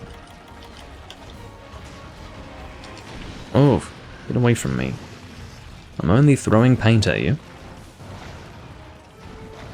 That's not too harmful. In fact, it's not harmful at all. Paintballs deal 0 damage, and I'm sick of people constantly trying to tell me that paintballs do 1 damage. They don't, and they never have. Stop it. I mean, there's nothing more frustrating than some guy, some goober, saying, paintballs do 1 damage. No, they don't. You can go and try to kill a great Jaggy with some paintballs. You're welcome to. In fact, you can fucking record it. I'd love to see it. In fact, I wouldn't. Don't show that to me. Paintballs do not deal damage. Why would they? Think about it. If a stone deals 1 damage, why would a paintball deal 1 damage? I swear to you, if I threw like a ball of paint at you and then threw a stone at you, you're going to feel something different between those two things. So think about it carefully and you'll realize that actually paintballs don't deal any damage at all. So, Yeah, leave me alone. Stop telling me that they deal damage, for God's sake. It's like the old wives' tale that never seems to die.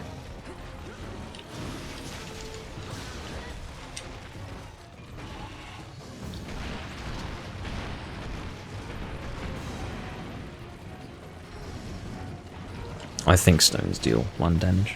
Maybe they deal 2 damage. I know a kick is 1 damage, but I think a stone is also 1. If it ends up being 2, then, you know, that's not exactly going to dismantle my fucking argument, but feel free to correct me if I'm wrong, I guess.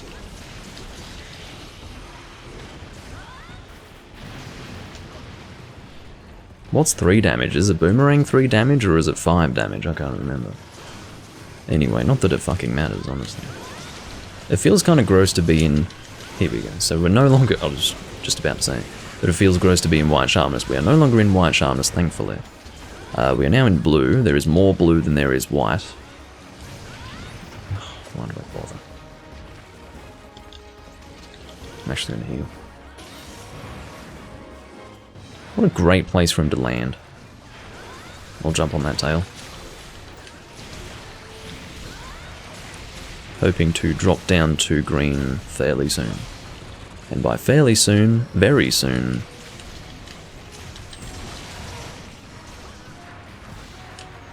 I don't have raw resistance here, so I'm going to have to stand here in the fucking hot area. Do a mounting attack here.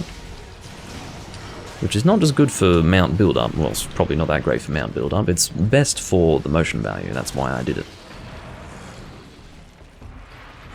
An airborne attack, and I say airborne to avoid associating myself with aerial style. Yeah, an airborne attack is pretty good for damage dealing. Good motion value. Which is one of the reasons why Insect Glaive was so strong. It's because the mounting attacks actually dealt decent damage as well as getting so much mount build-up off on the monster. I can't fucking believe that I'm still on blue sharpness. This is ridiculous. I'm less than impressed. Less than impressed. But again, I don't really have any other option for War of Longswords for blunt. So I'm doing what I can. We'll just let him come up here. He's usually pretty aggressive in that regard. And you don't want to stand near the edge because he, as you're about to see, does that. If you stand near the edge, you'll just get hit by his fucking... I'm about to lose my red charge on my longsword. But yeah, he just creates that blast effect and then you get hit. And you don't need to get hit, that's the point. Provided you know it's coming, you'll be fine. I was able to get my charge up, which was good. I might unhinged spirit. Now we're in damage boost territory. That's what I like to see. What I don't like to see is a roaring monster when I don't have raw resistance. So that's 398 raw with 15 element. Good enough. Oh, fuck me. Jumping straight in the trap, that's good to see. Oh. Oh, right, sorry. Were you pinging? I'm sorry. I was too busy focusing on my damage increase. With my longsword. And I was almost correct. I was almost correct when I said that this thing would be capturable before I got my damage boost with my longsword. So we could almost say that I was correct. Because he probably was capturable before that point. Anyway. At least I got to see what the boost was. Or what the end damage values were.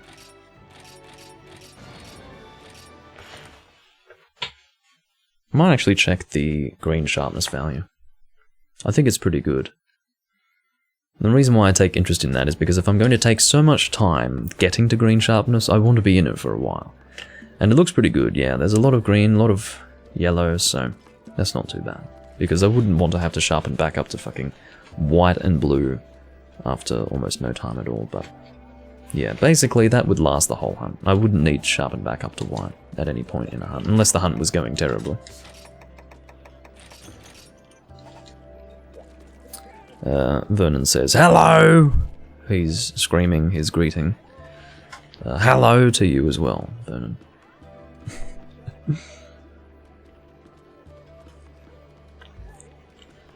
Admittedly, I have been streaming earlier than usual, so...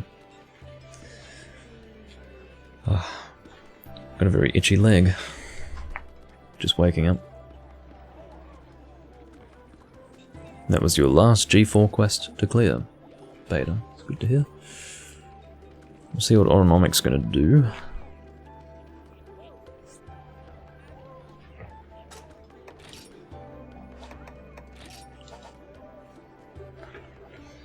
Might check my emails. My emails. Oh shit. Get off my bloody page.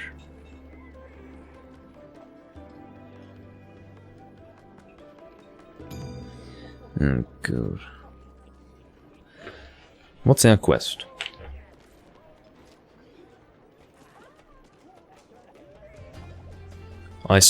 Okay, I need to translate what Juvenator said. I watched some of your old videos. Why was your face cam on the side? It's not really a question as to why. It's more of a statement as to the fact that you noticed that it was different. There's no answer as to why it was that way. It just was. You know, that was the first... I thought that I would do it that way. Let me tell you why. Actually, there is sort of a reason. It's because I didn't want the tripod and the camera to be in my field of vision to the point where I was seeing half of the fucking camera in the tripod and half of the game in my direct vision.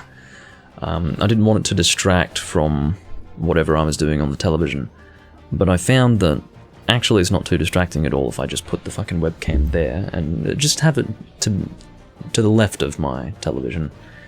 So you can see that this is not perfectly straight on. This is to the side, just a little bit, but not so much that you're seeing me like this. This is how it used to be. I used to be facing in this direction. That's assuming that that is actually correct. Yeah, so it used to be like this. So imagine you would just always be seeing my side view, and, you know, I'd have to turn like this to look at you. And it was awkward, so I'd always be playing like this, and then I'd turn to look at you like that. So, that's how I used to do it, but I just found that it wasn't as good, visually speaking. When I realized that this setup here was not in any way intrusive, I kept with this. And I think that was maybe early to mid last year when I started doing that. I think so. I might have started doing it in 2019, I'm not sure, can't quite remember. But maybe it was most of last year when I started doing that. But there are always little improvements that are made over time with the live stream. The way it is right now is, to me, perfectly fine, but in 2 years' time I'll look back and feel that the way it is now is not as good as it will be in 2 years' time. But I can't imagine what it's going to look like in 2 years' time, that's the point. So, looks good for me now, but yeah, back when I was doing a side view, I thought it looked fine, but now I hate it. I think it looks crap, so yeah. So Drill Tusk and Gravios, which means that we want to do water again. But I think it's now time for me to walk away from blunt weapons, at least for now, because I don't really have many options for water, unless I can... Well, I could always do spirit twists, but...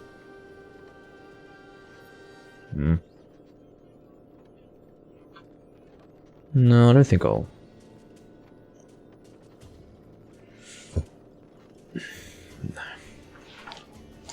Let's not do a blunt weapon. Let's do a gun.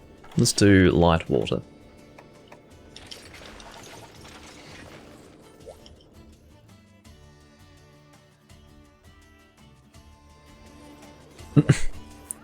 It'd be pretty funny if you streamed having your back facing the webcam. That would be interesting. That would be very interesting. Actually, I don't know what sort of damage Drill Tusk takes from water, so let's have a look. It is still the primary weakness. It just doesn't take as much elemental damage overall, which is good to know. Sorry for the long setup time as of before.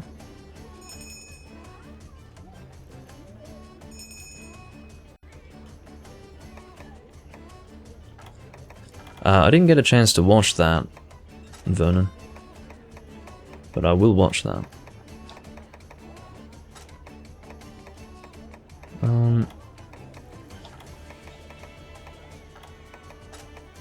I generally, like, if I'm going to have a conversation about something, I usually have a game playing in the background. Because otherwise people don't, you know, they need something to engage themselves, apparently. Alright, let's go Defender High. And I will bring water shots.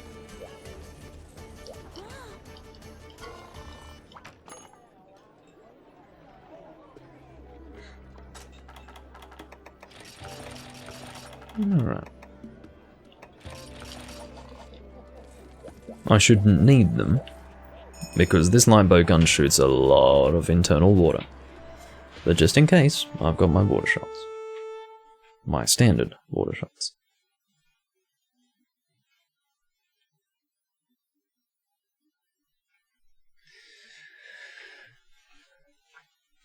Yeah, it's hard to really get your thoughts together sometimes.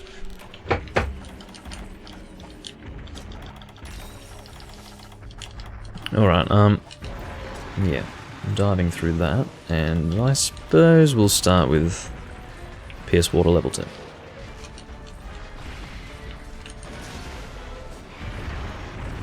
Feels good to be using a gun again. Because when I was doing blunt for so long, obviously there was no gunning going on, so I feel like I've deprived myself. Shouldn't have shot that through the fucking rock, honestly.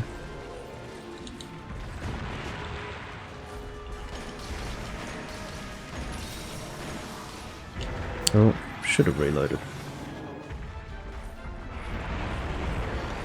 Oh, I don't need to save the Pierce for Gravios. I've got all of this Pierce Water level 1. I've got 55 of those, and I can rapid fire them, so yeah, I'll have plenty for Gravios.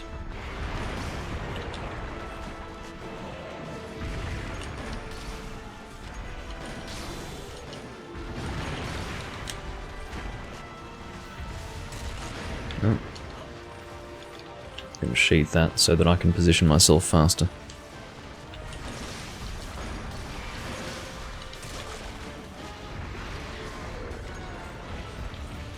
You can see he's positioning himself. For what? For a giant slam attack. Wow.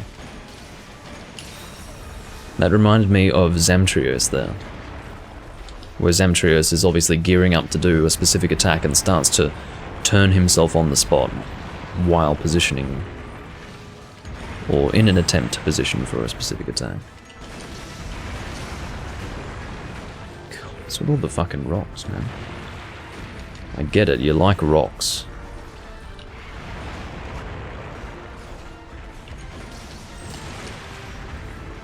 Rock frog, rock toad.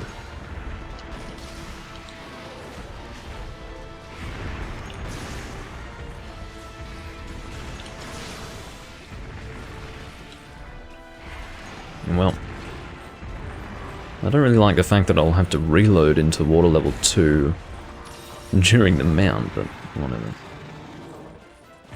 Try to shoot it off as quickly as possible. Oh god. The reason why that moved so slow was because of my analog stick being fucked, in case anyone wanted to know. Oh, okay. Trying to get that tail. Which is harder than it looks. It's wiggling all over the place, which might mean that it is actually about as hard as it looks. But anyway, I'd like to get that face if I could. But I'm not going to be getting it from this angle.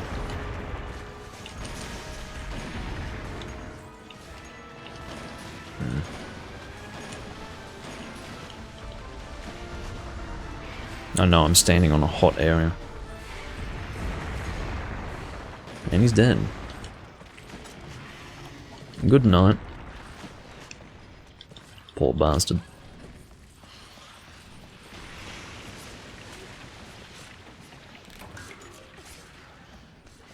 And now for Gravios. I don't think he will have moved from where he spawns yet.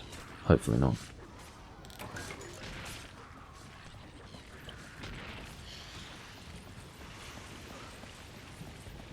God, those Eoprey have been busy. They've poisoned 2 of 4 hunters. No, he's moved. It was wishful thinking in the end. He's gone down to the bottom area.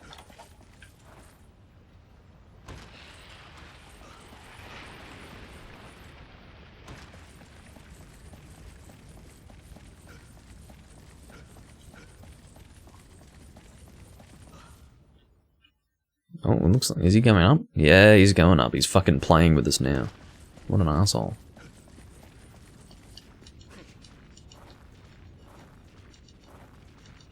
Wasting my time. We'll try to bring him up. I don't really want to fight him between these lava pools. It's not good for the Blade Master weapon people. Here we go. Shut up.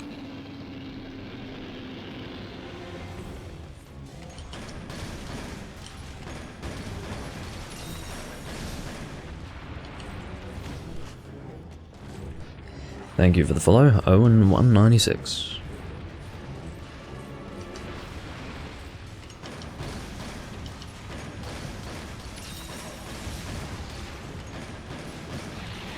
I think I just got all of those out. Should have bullet guys at that, but fortunately, was able to time the roll right.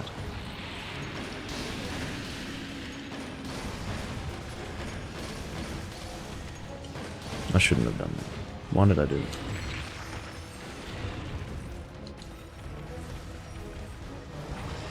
I'm not necessarily concerned by the fact that I started shooting him even though I was obviously the target of his next attack.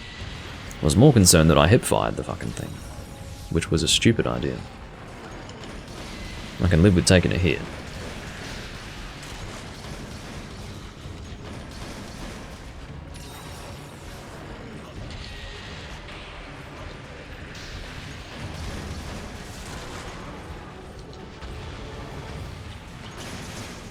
I don't like that being so close. And I want to aim for the main body anyway. Particularly the stomach.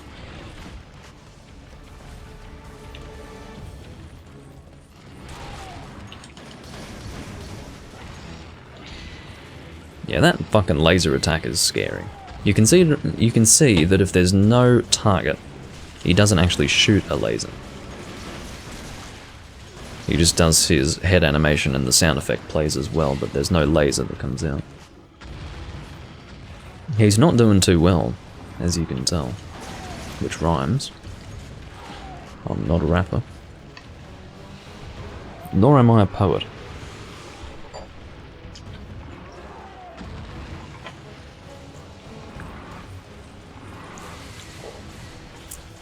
I will never not be intimidated by Beta's shout, where she says, "Now I'm a little motivated." It's like a bit scary.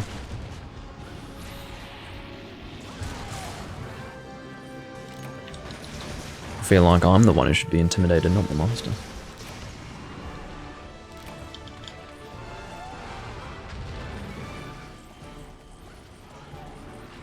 True enough,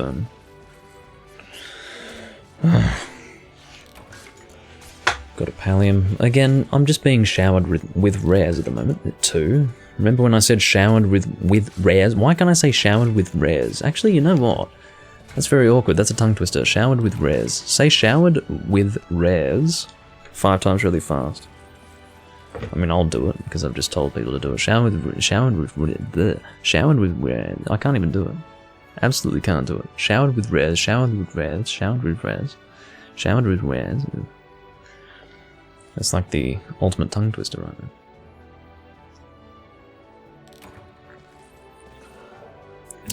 I mean, you can say it slowly. Showered with rares. Showered with rares. You have to be really specific about enunciation. But I'm going to stop saying it because you've heard it enough already.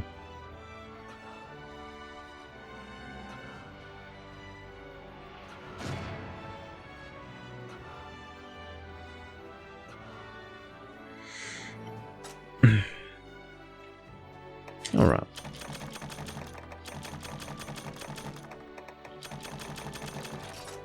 I don't really know if Jewel Tusk is really a worthwhile deviant to hunt, but I'm getting some Jewel Tusk stuff anyway. Better than nothing.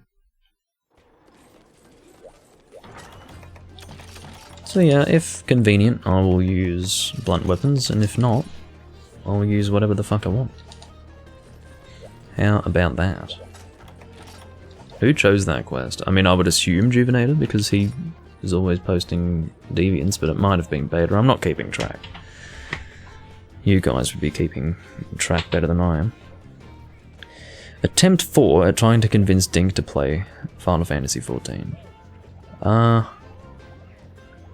don't know how indecisive you think I am, or how incredibly malleable you think my opinions are, but the reason why I didn't play Final Fantasy when you last asked is not going to change now, because it's, yeah, like, I'm not going to do that. I specifically said that I do not have a willingness to put time into it. Now, that's not going to change. In fact, I have less free time now than when you last asked. So, I'm never going to play that. Sorry.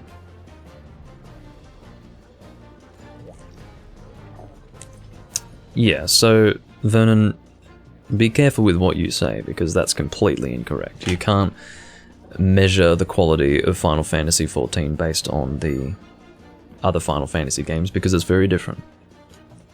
So, yeah. Juvenator's heading off to play stories too, so you're welcome to come in if you can, Vernon.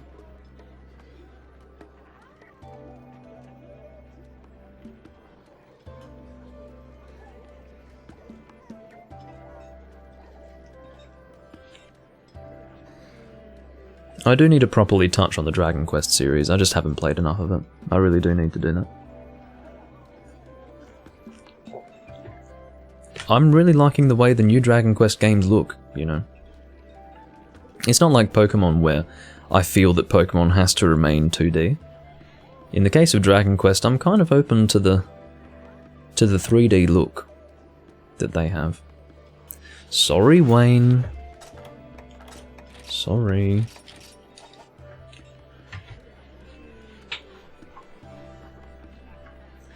Yeah, we can do White Fatalis, I don't mind. In terms of what I would use, let's see if I've got... Well, I do have some dragon weapons that I haven't yet used in the blunt form, so... Would I... Let's use Greatsword. How about that? Greatsword, White Fatalis sounds like fun to me. And now I can make use of the Infernal Corleonis, which is a pretty decent weapon. Provided you are indeed using Bludgeoner. Otherwise, no, don't bother. Don't bother with it.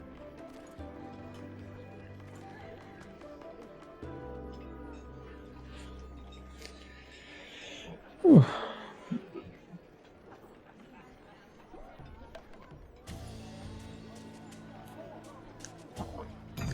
But yeah, I'll definitely jump on Dragon Quest. It's just hard to negotiate my priorities, you know. I'm playing a lot of Elder Scrolls at the moment. Like, I just... Like, when do I find the time to just delve into all of the Dragon Quest games? Like, when do I find the time to do that? I don't know. Because I sink time into so many other things.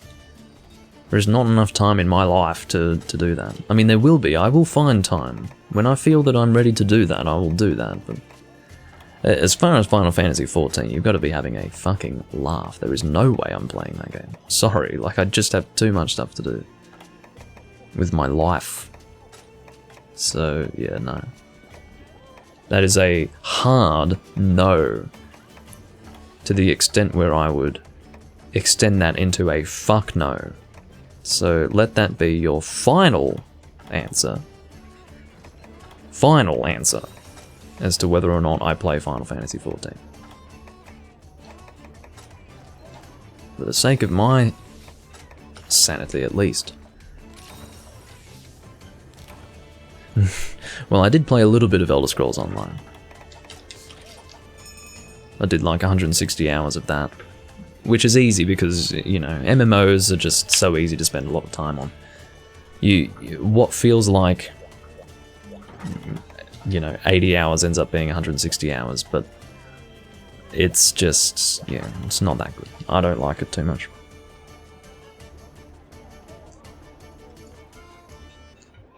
It's just too... It feels like... It doesn't have the same sort of depth to it that a standard Elder Scrolls game has, and it's just... That's normal. That's what you would expect. It just doesn't have the sort of... I don't even want to say attention to detail. It's just... It doesn't feel as intimate as a standard Elder Scrolls game. So, yeah. It just feels like... It's like you're going on a tour of the areas and you're just clearing stuff. I mean, that's what it feels like. It doesn't feel so much like you're actually part of that world, which is what is ideally communicated with a regular mainline Elder Scrolls game.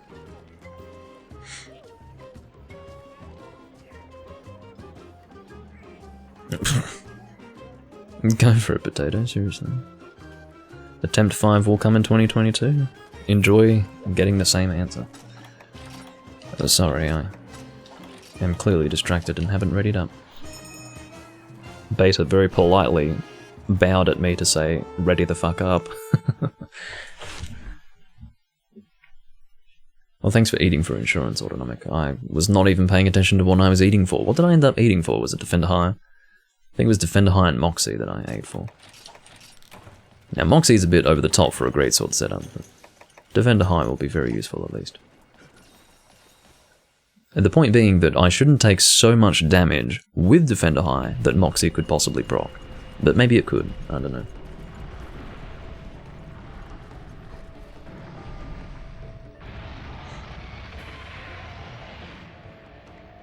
Poison Battle Axe would be... Look, Poison Battle Axe, how that works is that it doesn't deal as much poison damage as it deals raw damage, so strictly for poison I would say no, but I mean it's a fine weapon. It's one of your classic,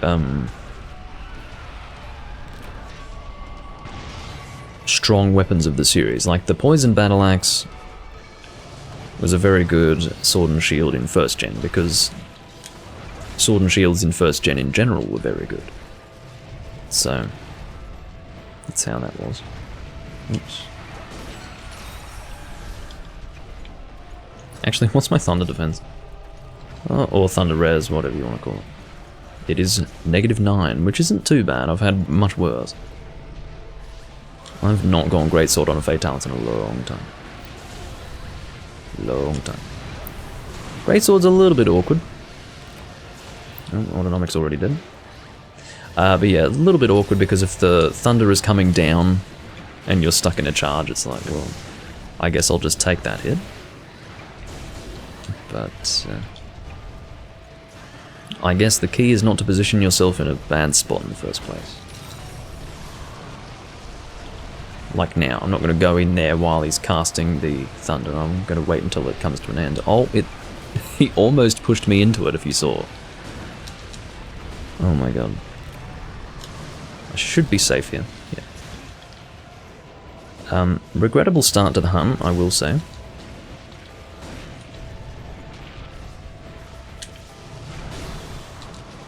I do have Moonbreaker, but I'll be sensible about when I do it. I couldn't dive there, I'm sorry to say. Let's restart that. 3 deaths in the first minute and a half is not really ideal, so we'll just give that another try.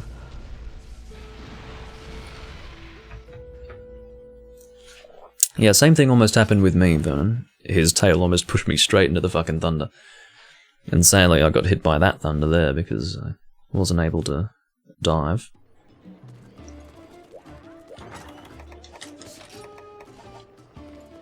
Yeah, that was a bit of a team wipe, wasn't it? There was absolutely no reason to continue at that point.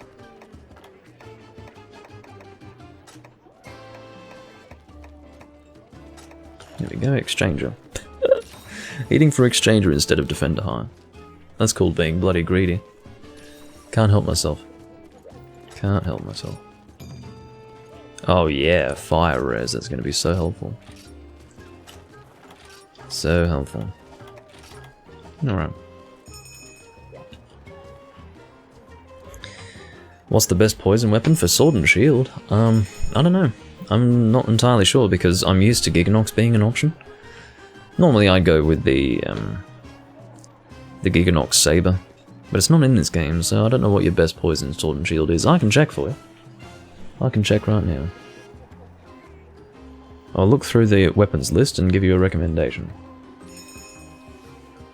Feel free to depart.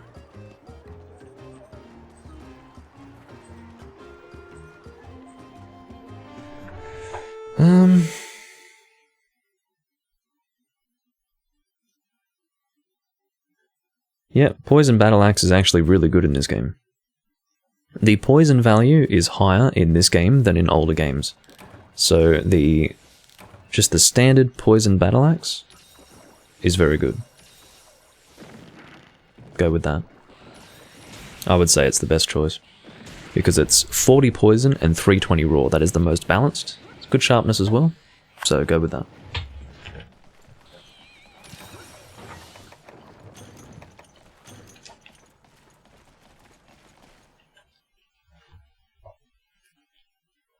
Yeah, in the past, you were sitting at more of a 20 value for poison with the Poison Battle Axe. But they've doubled it in this game, which is very nice of them. Again, that weapon goes back to the very first Monster Hunter game. It's got quite a history. And it was a very good choice back in first generation.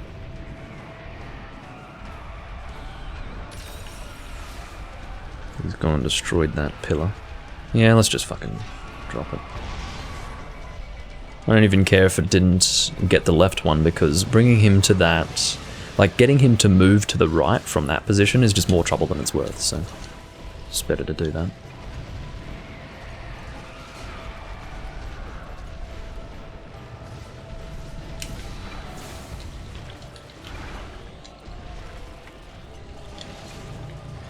Alright, just get in position for this tail. That's a very clean combo right there. Level 3 charge into an aerial swing. That's nice.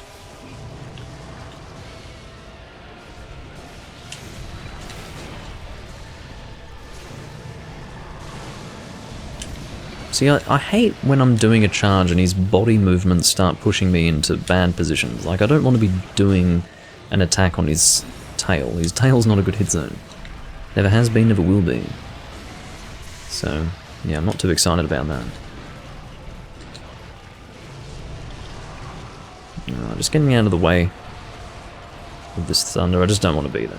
So, well, that right there, the best way to describe what just happened there is I assumed that it had come to an end, at least such that I would be safe. But no, that is not what happened there. At all. But that's a good indication that I do need to be fully healed. Absolutely fully healed.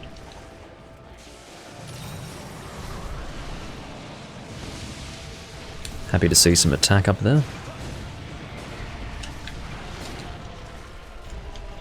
That's the way to do it.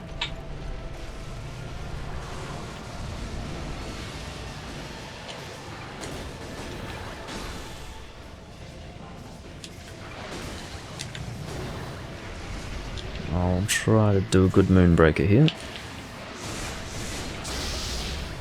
was kind of hoping to get more into the wing area there, but whatever. Just watching to see what he's doing, because obviously going Greatsword with a monster like this leaves you quite vulnerable at times.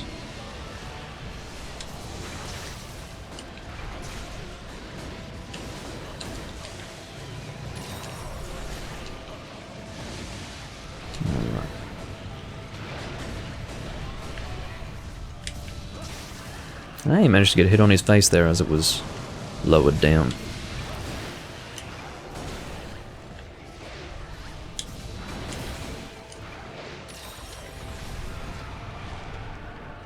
Come to think of it, I don't know how many Fatalis monsters Autonomic has fought.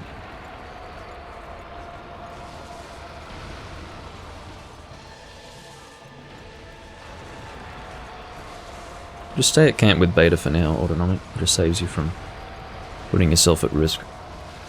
Because he's doing the lightning attack right now. Alright, you are free to come.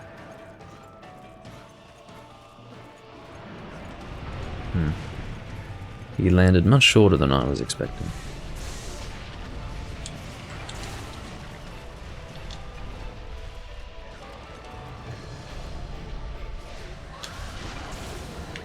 Very nice. Everyone in position for the head. I would have liked to get to it a little faster, but you know.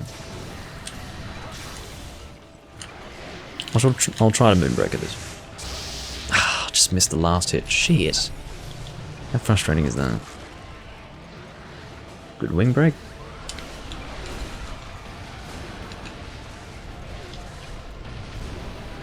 As far as finding the right time to use Brimstone Slash, oh my god. I don't know, man.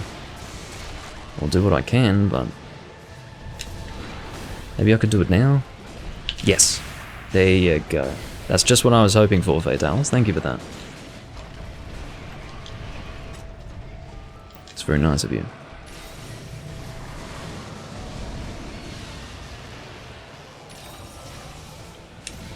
Ask and you shall receive. A very accommodating Elder Dragon, I must say. I better get the fuck out of here.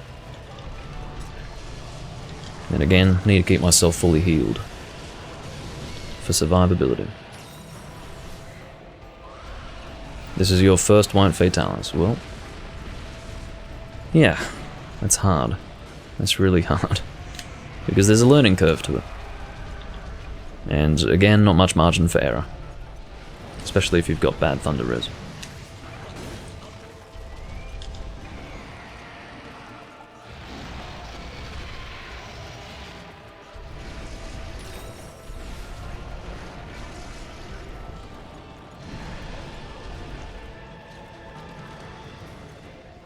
Just never forget that when he is down, aim for the head, because that is the balance of a Fatalis hunt.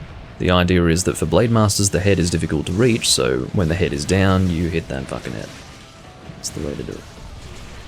If you're not able to get the head and instead you're getting the neck, it's not the end of the world. The neck, despite being a separate hit zone to the head, is still pretty good. The head and the neck are your best hit zones for Fatalis.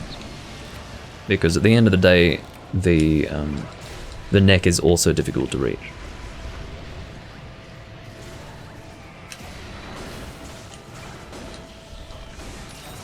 How many deaths are we on?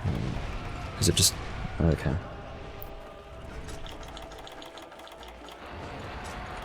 If you do die again, Autonomic, we'll just ask you to stay at camp.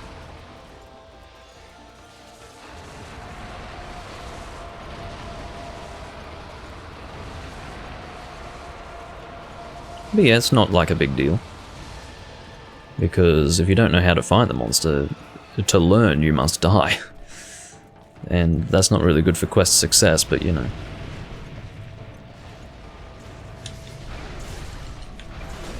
It is what it is. Ow.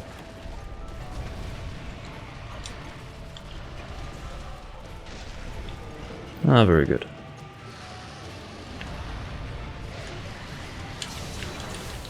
Hopefully I can get a full combo out. He's going to break out of this faster than last time. Nice. That is a full combo right now. way, this fucking thunder. I just don't stick around when he's doing that crap. If I've got a greatsword, I can't just be doing greatsword charges when he's got that thunder raining down, because I can't get out of the way. If I can see it coming, I can't do anything because I'll be stuck in a charge. And the solution is not to necessarily go combo greatsword, because even that's kind of slow.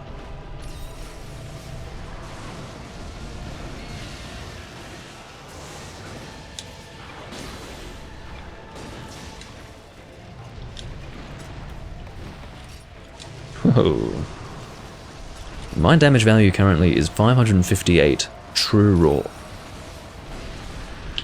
Courtesy of the attack. What the fuck was that? Again, I feel like I was just pushed into the thunder. I was actually safe from where I was standing, but I was pushed into the thunder. That is complete crap. I mean, what a joke. But yes, courtesy of attack up large on the part of Beta, I'm able to get very, very high raw, which is brilliant. Just lovely.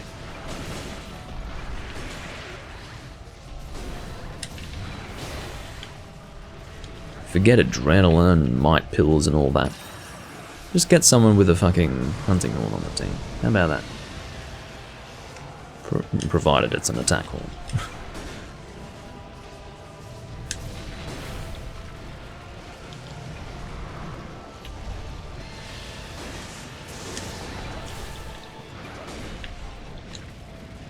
I'm going to heal up, actually.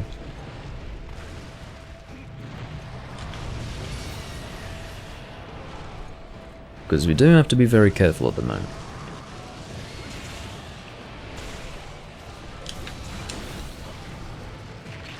Oh, I had a feeling he might catch me on that. That's a nasty hitbox.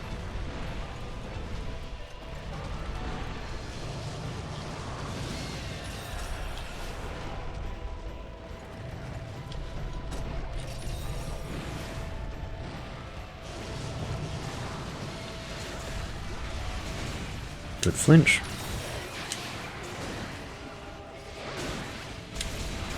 Going for Brimstone Slash is a bit dangerous.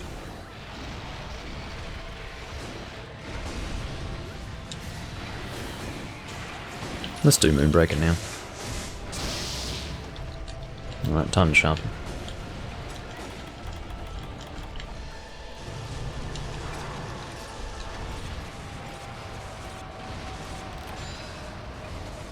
So now I'm down to 534. I was trying to avoid my health being slowly whittled down by the tail swings. We could get in position for the Dragonator if we would like to. In fact, you know what? Let's do that, because he's pretty close to it, so I think that'd be a good idea.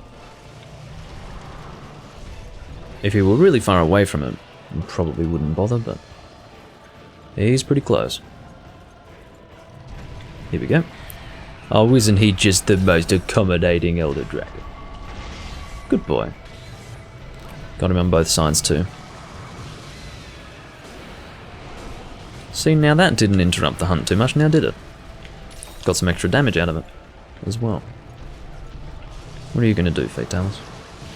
I'm sort of looking for a Brimstone Slash opportunity. It's very dangerous behaviour, but the damage speaks for itself.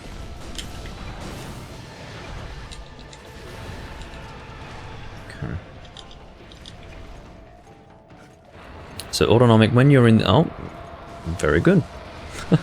Just use a Farcaster, that's safer. You're not going to be dying at camp.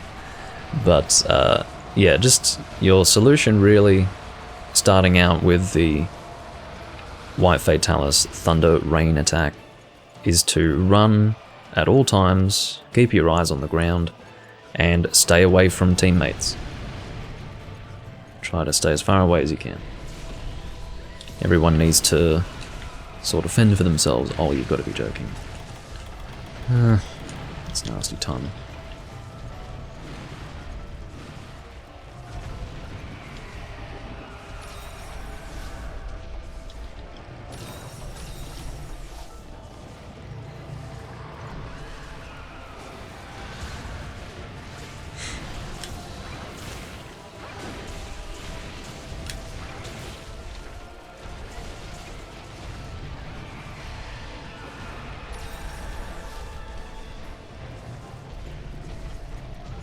You're right.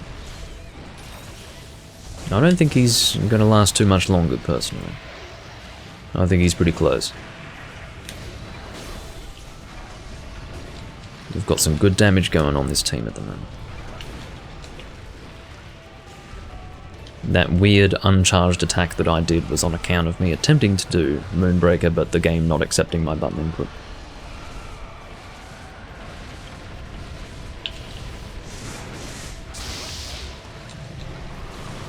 Shouldn't have done that, shouldn't have done that. You see what I did wrong there? I rolled to the side instead of going towards him. The closer you are to Fatalis, the safer you will be from that particular attack. Oh, Vernon's in the shit. Well and truly in the shit. Let's keep it strong, guys.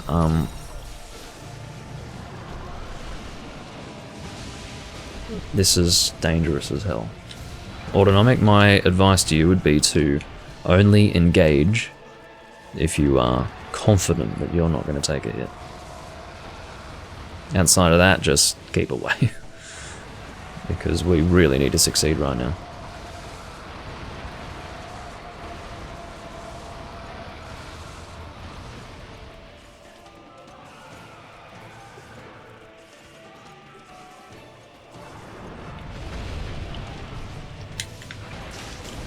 Got a hit on the neck, which is good. Look at Dick. See, you get caught in his fucking limbs when he does that. Starting to run out of potions. I shouldn't have healed here. See, I was only alright there because I had yellow SP. I'm fully healing for my safety.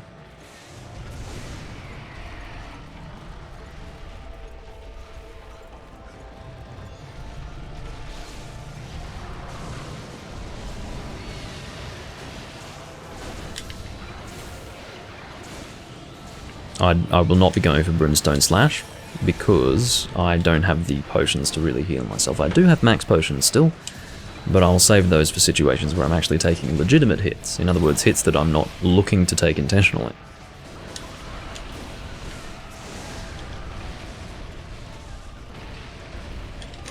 I didn't quite reach him. That's annoying.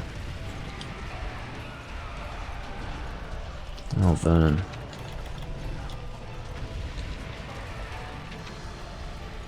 That's enough to scare me shitless. If we fail this, this will be very awkward.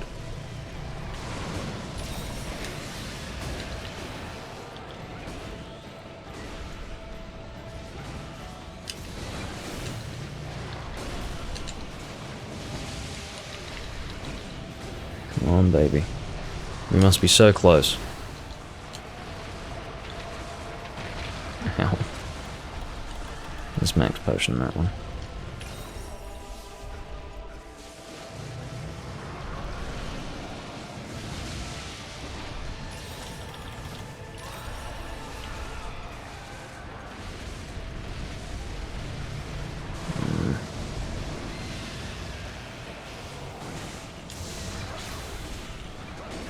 Got Moonbreaker, which is good. Trying to get an aerial attack there. Alright, here's the danger zone. I mean, this is not like a... Oh, someone... thought I saw a Farcaster go off. Yeah, that was Vernon. Anyone who feels that it's necessary to Farcaster probably shouldn't be here. Or drop a Farcaster. Alright, so again... trying to get in position for the... Where is he? No, he's going way off. Fucking hell.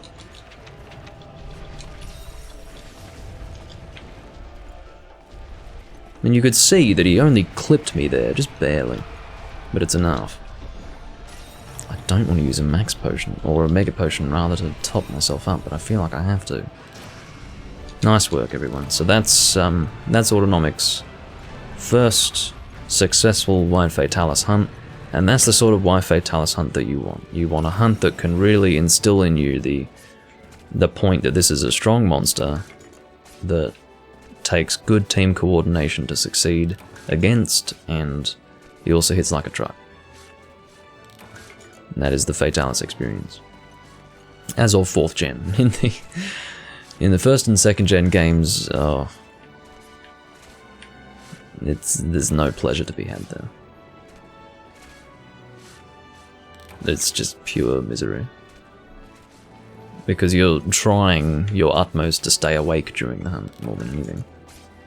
Because it is so boring and long and slow. I mean, even Lao Shan Lung is more enjoyable than first and second gen Fatalis, seriously. He kills you purely on the basis that you start to lose focus in the hunt because it's so boring. That's how he kills you.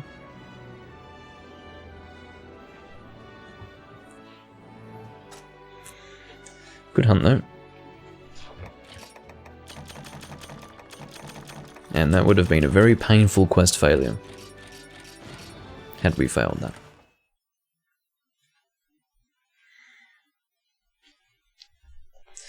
Alright, so I'll probably do one more hunt.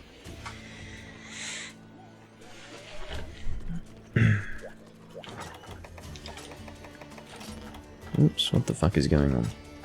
Put this stuff away, please.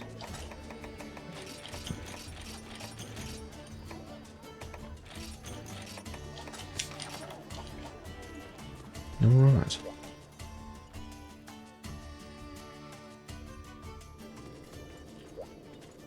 What is our next hunt? Well, more like last hunt. I think this will be my last.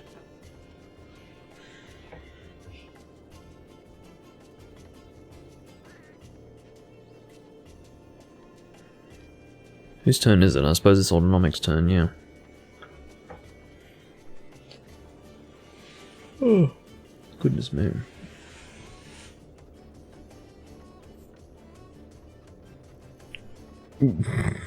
Event Rajang White Fatalis. Yeah, you are torturing us, Beta, honestly. But we're succeeding. And that's what's important. If we were failing, it'd be a bit of a different story.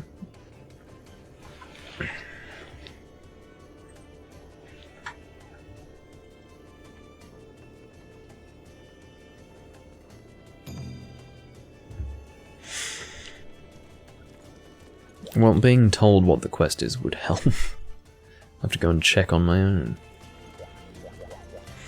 Okay. Jewel Tusk G4. Is that 2 or is that a 1 feint? It's a 1 feint. Okay. Water again. What's a water weapon? A possible water weapon in the blunt form, or... Let's see what we can do. Don't open Joy to Key. Get off my fucking screen. Go away. I'm trying to open this text file.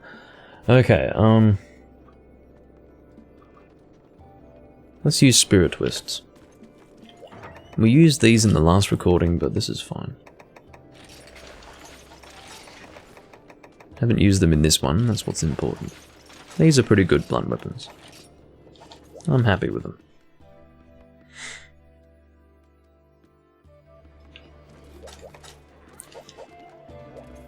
No, you must always give way to Vernon in the case of paralysis, because he is paralysis happy. So if you've ever got a plan to use paralysis, take your eyes to Vernon's setup and you will quickly realize that you must change.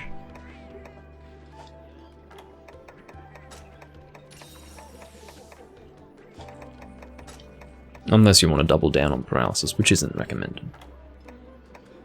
Hey, there's an exchanger. Cool. Cool. Alright.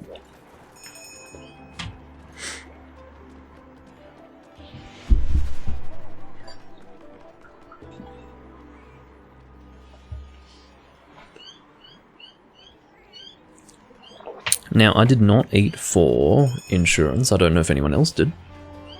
But even if no one has eaten for insurance, we should be okay. Hopefully. I mean, I'll be fine, but... yeah. We'll see what happens. That's right, in a 1 feint, everyone starts at camp. I'm stealing the paintballs, sorry. Oh, and we all get max potions. That's very nice of them.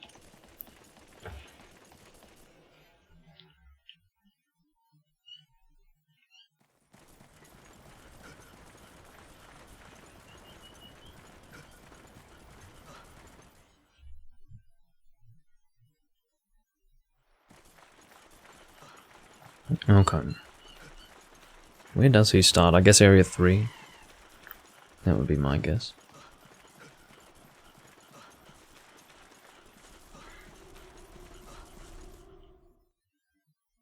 Yeah, so the idea means that this is not a typical G-rank quest. This is a one faint deviant, which is different in 2 regards. First and foremost, you are given items in the chest from the beginning, and everyone spawns at camp. It's because the quest is a one faint quest, so they're giving you more of an advantage because there's not much room for error here. Fuck me, I can't do anything.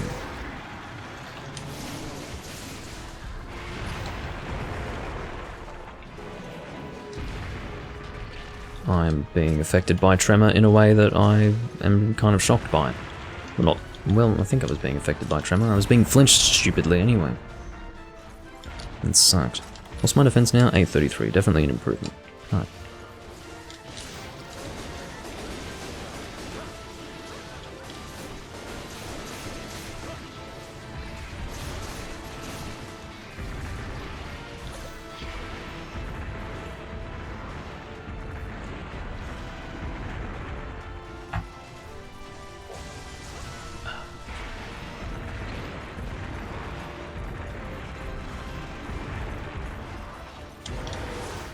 Ready to go.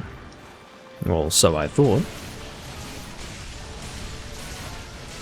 And then I realised that he has a very heavy flinch out of the mount. Starts rolling off somewhere else.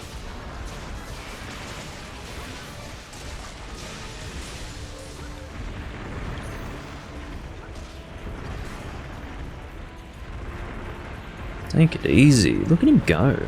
The never-ending combo.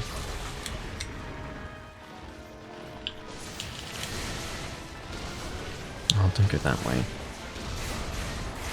I didn't want to go too far into the monster and then go past him, but I didn't want to go all the way over there either, to be completely honest. Yes, I know all about it, my friend. I know that you're...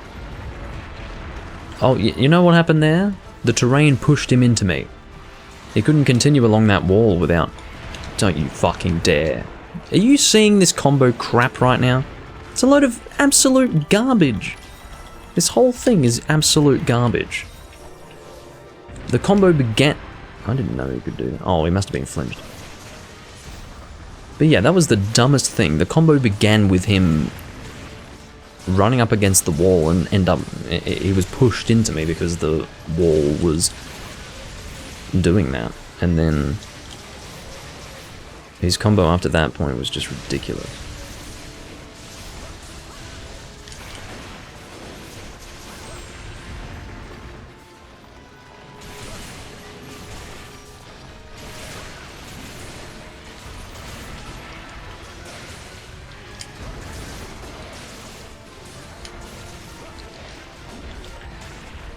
Well,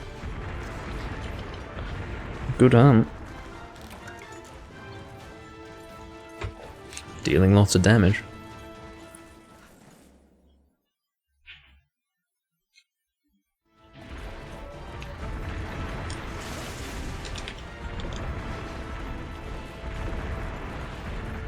Yeah, I mean that combo is the same as the standard Tetsukabra, it's just he does it a whole lot more. It's a longer combo than the standard.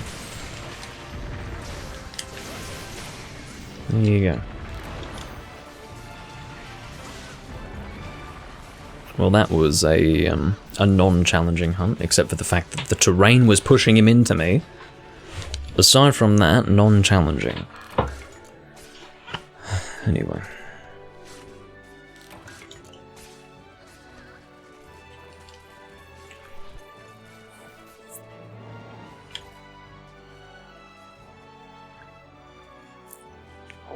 Alright, I'll do one more hunt because I may as well get over the 3-hour threshold. Yeah, he was, he put me in a corner. I was basically being aggressively molested by a frog. And, it wasn't a pleasant experience.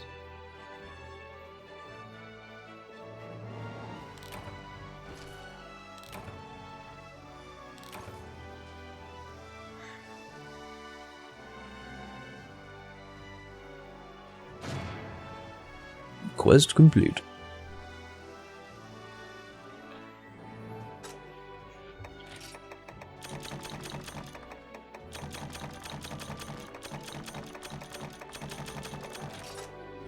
So next one up, I suppose, is Vernon. If you have anything you want to do, Vernon, put it up. 868.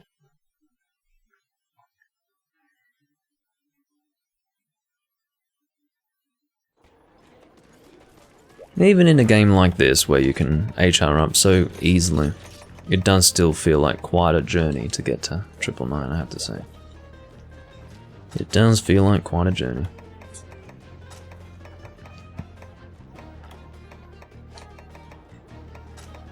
I'll look for exchange it now to save time. Oh.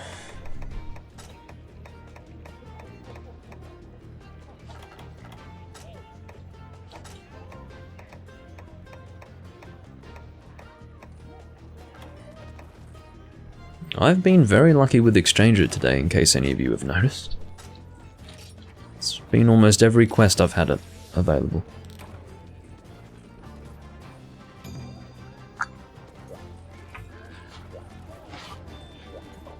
Okay. Let the games begin. Oh dear. Okay. Well, this doesn't look like too much fun. What would I like to use for this? I'm going to use Heavy Pierce for this. I'm not going to use a blunt weapon, fuck that.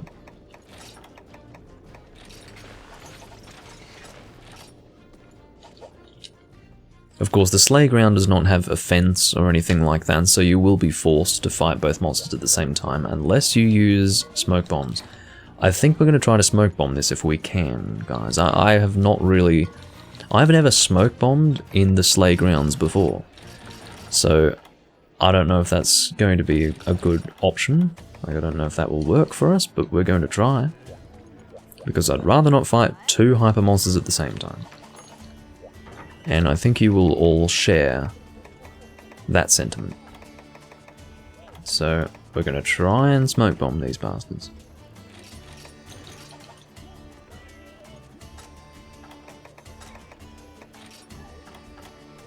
Apparently 60 more uses until Vernon gets to 104 gunlands.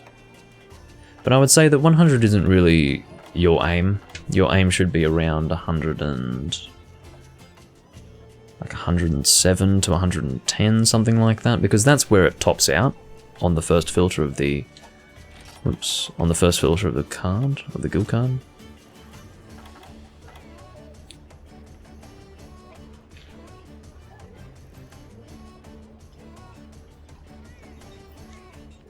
Because 100 is the red line, and you can see past that red line they all stop at the same point.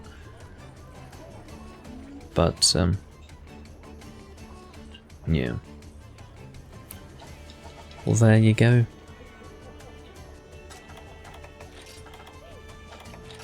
Yeah, so what we'll do is we'll try to bring... Well, let's agree to a monster to start with. The monster that we start with is the one that will be closest to us. If they seem to be equidistant, we'll try to, I guess, start with Kechawacha. Because I feel like Kechawacha is going to be on the ground more than Nursilla. I feel like Nursilla might... No, that's probably not true. I don't know.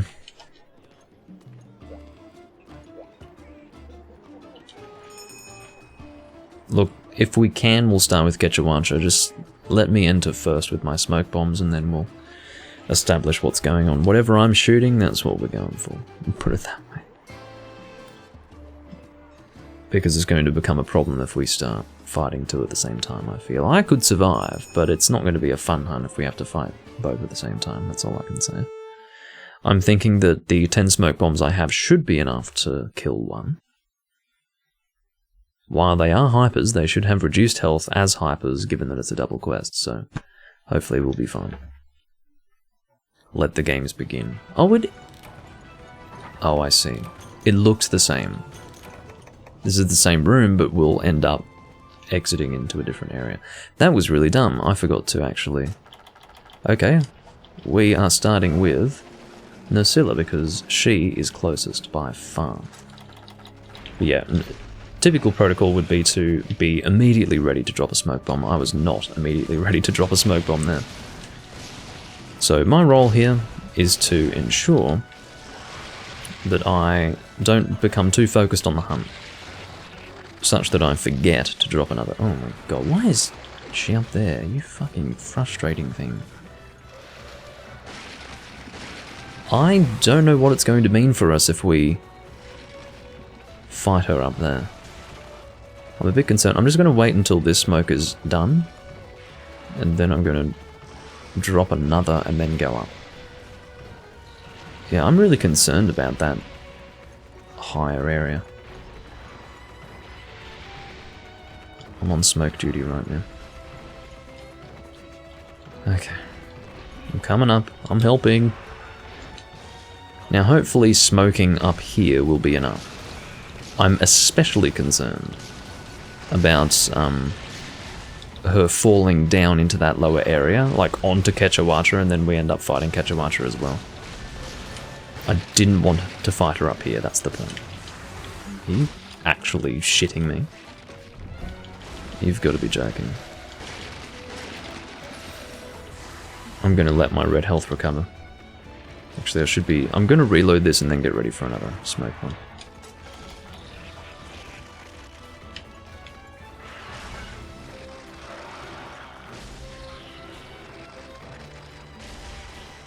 I'll drop one before the mount.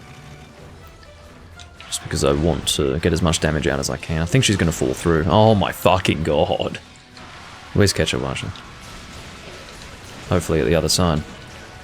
Fortunately at the other side. Keeping in mind that he does rotate all the way to this side. He sort of paces back and forth. Alright, we're definitely staying down here, by the way.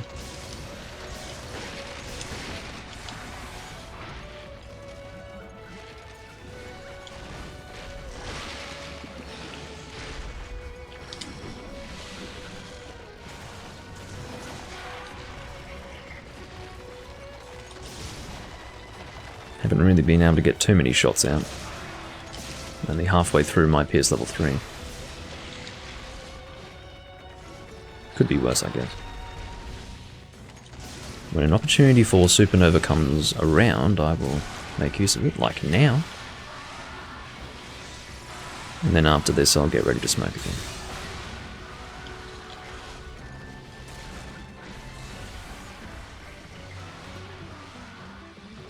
Keeping in mind, guys, that Kechawacha is making his way to our side of the arena, so just be aware that he's nearby and not to accidentally hit him.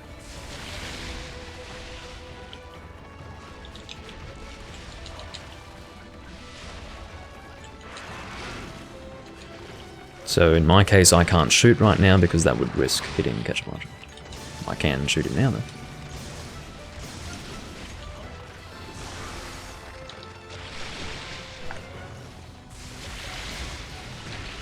Oh, fucking hell. That was like instant transmission straight into me. You motherfucker. Instant transmission fucking teleporting onto me. Eat dick. So priority right now is to get straight back into the arena to drop another smoke bomb. No time to heal. We should be fine though, because it wasn't so long ago when I dropped my last smoke, so we should be all good.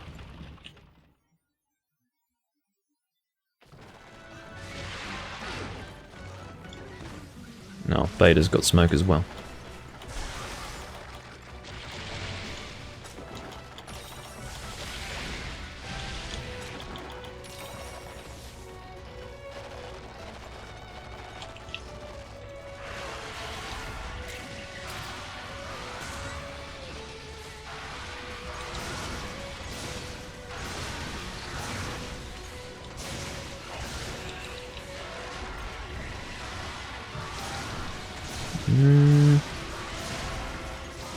And she's dead.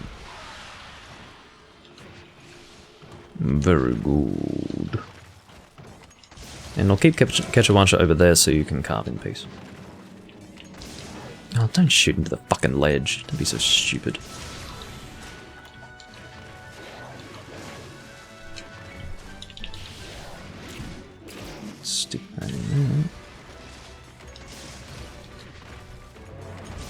Pierce isn't quite so good for Ketchawasha, of course, but it's still, well, it still works, at least. Good flash.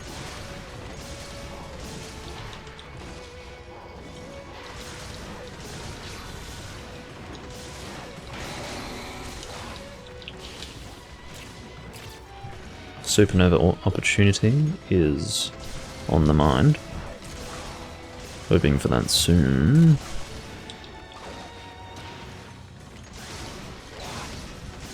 Next knockdown.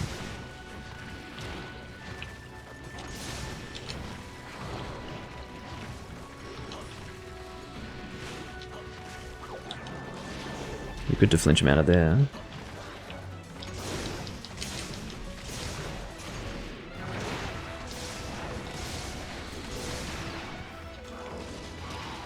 Well, works for the mount.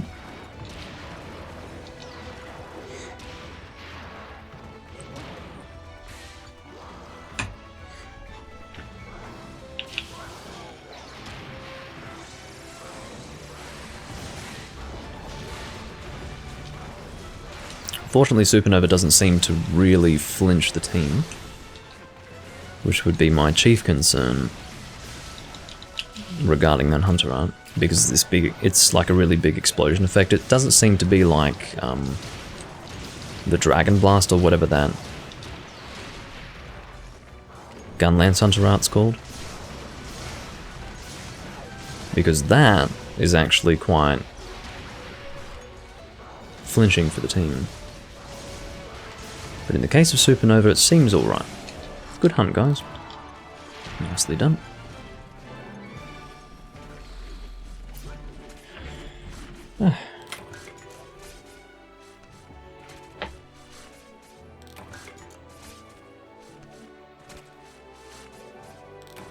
So yeah, I don't know how I feel about the fence in general. Like, the fact that a fence was included in 4th gen. I didn't really like it. I feel like it simplified a process which previously was locked behind smoke bomb mechanics. But at least we're able to use the smoke bomb here, rather than just lazily rely on the fence switch.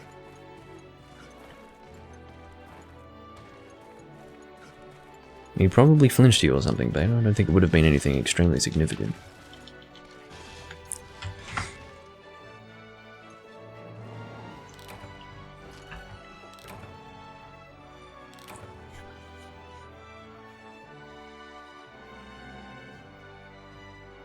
What? Whatever, it wasn't too dramatic.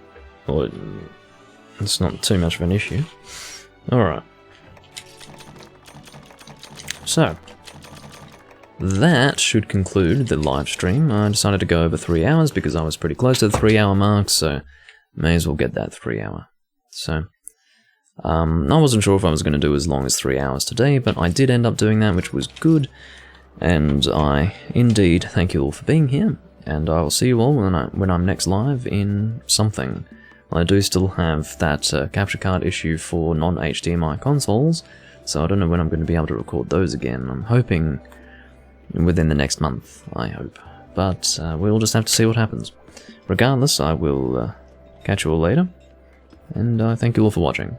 Bye-bye.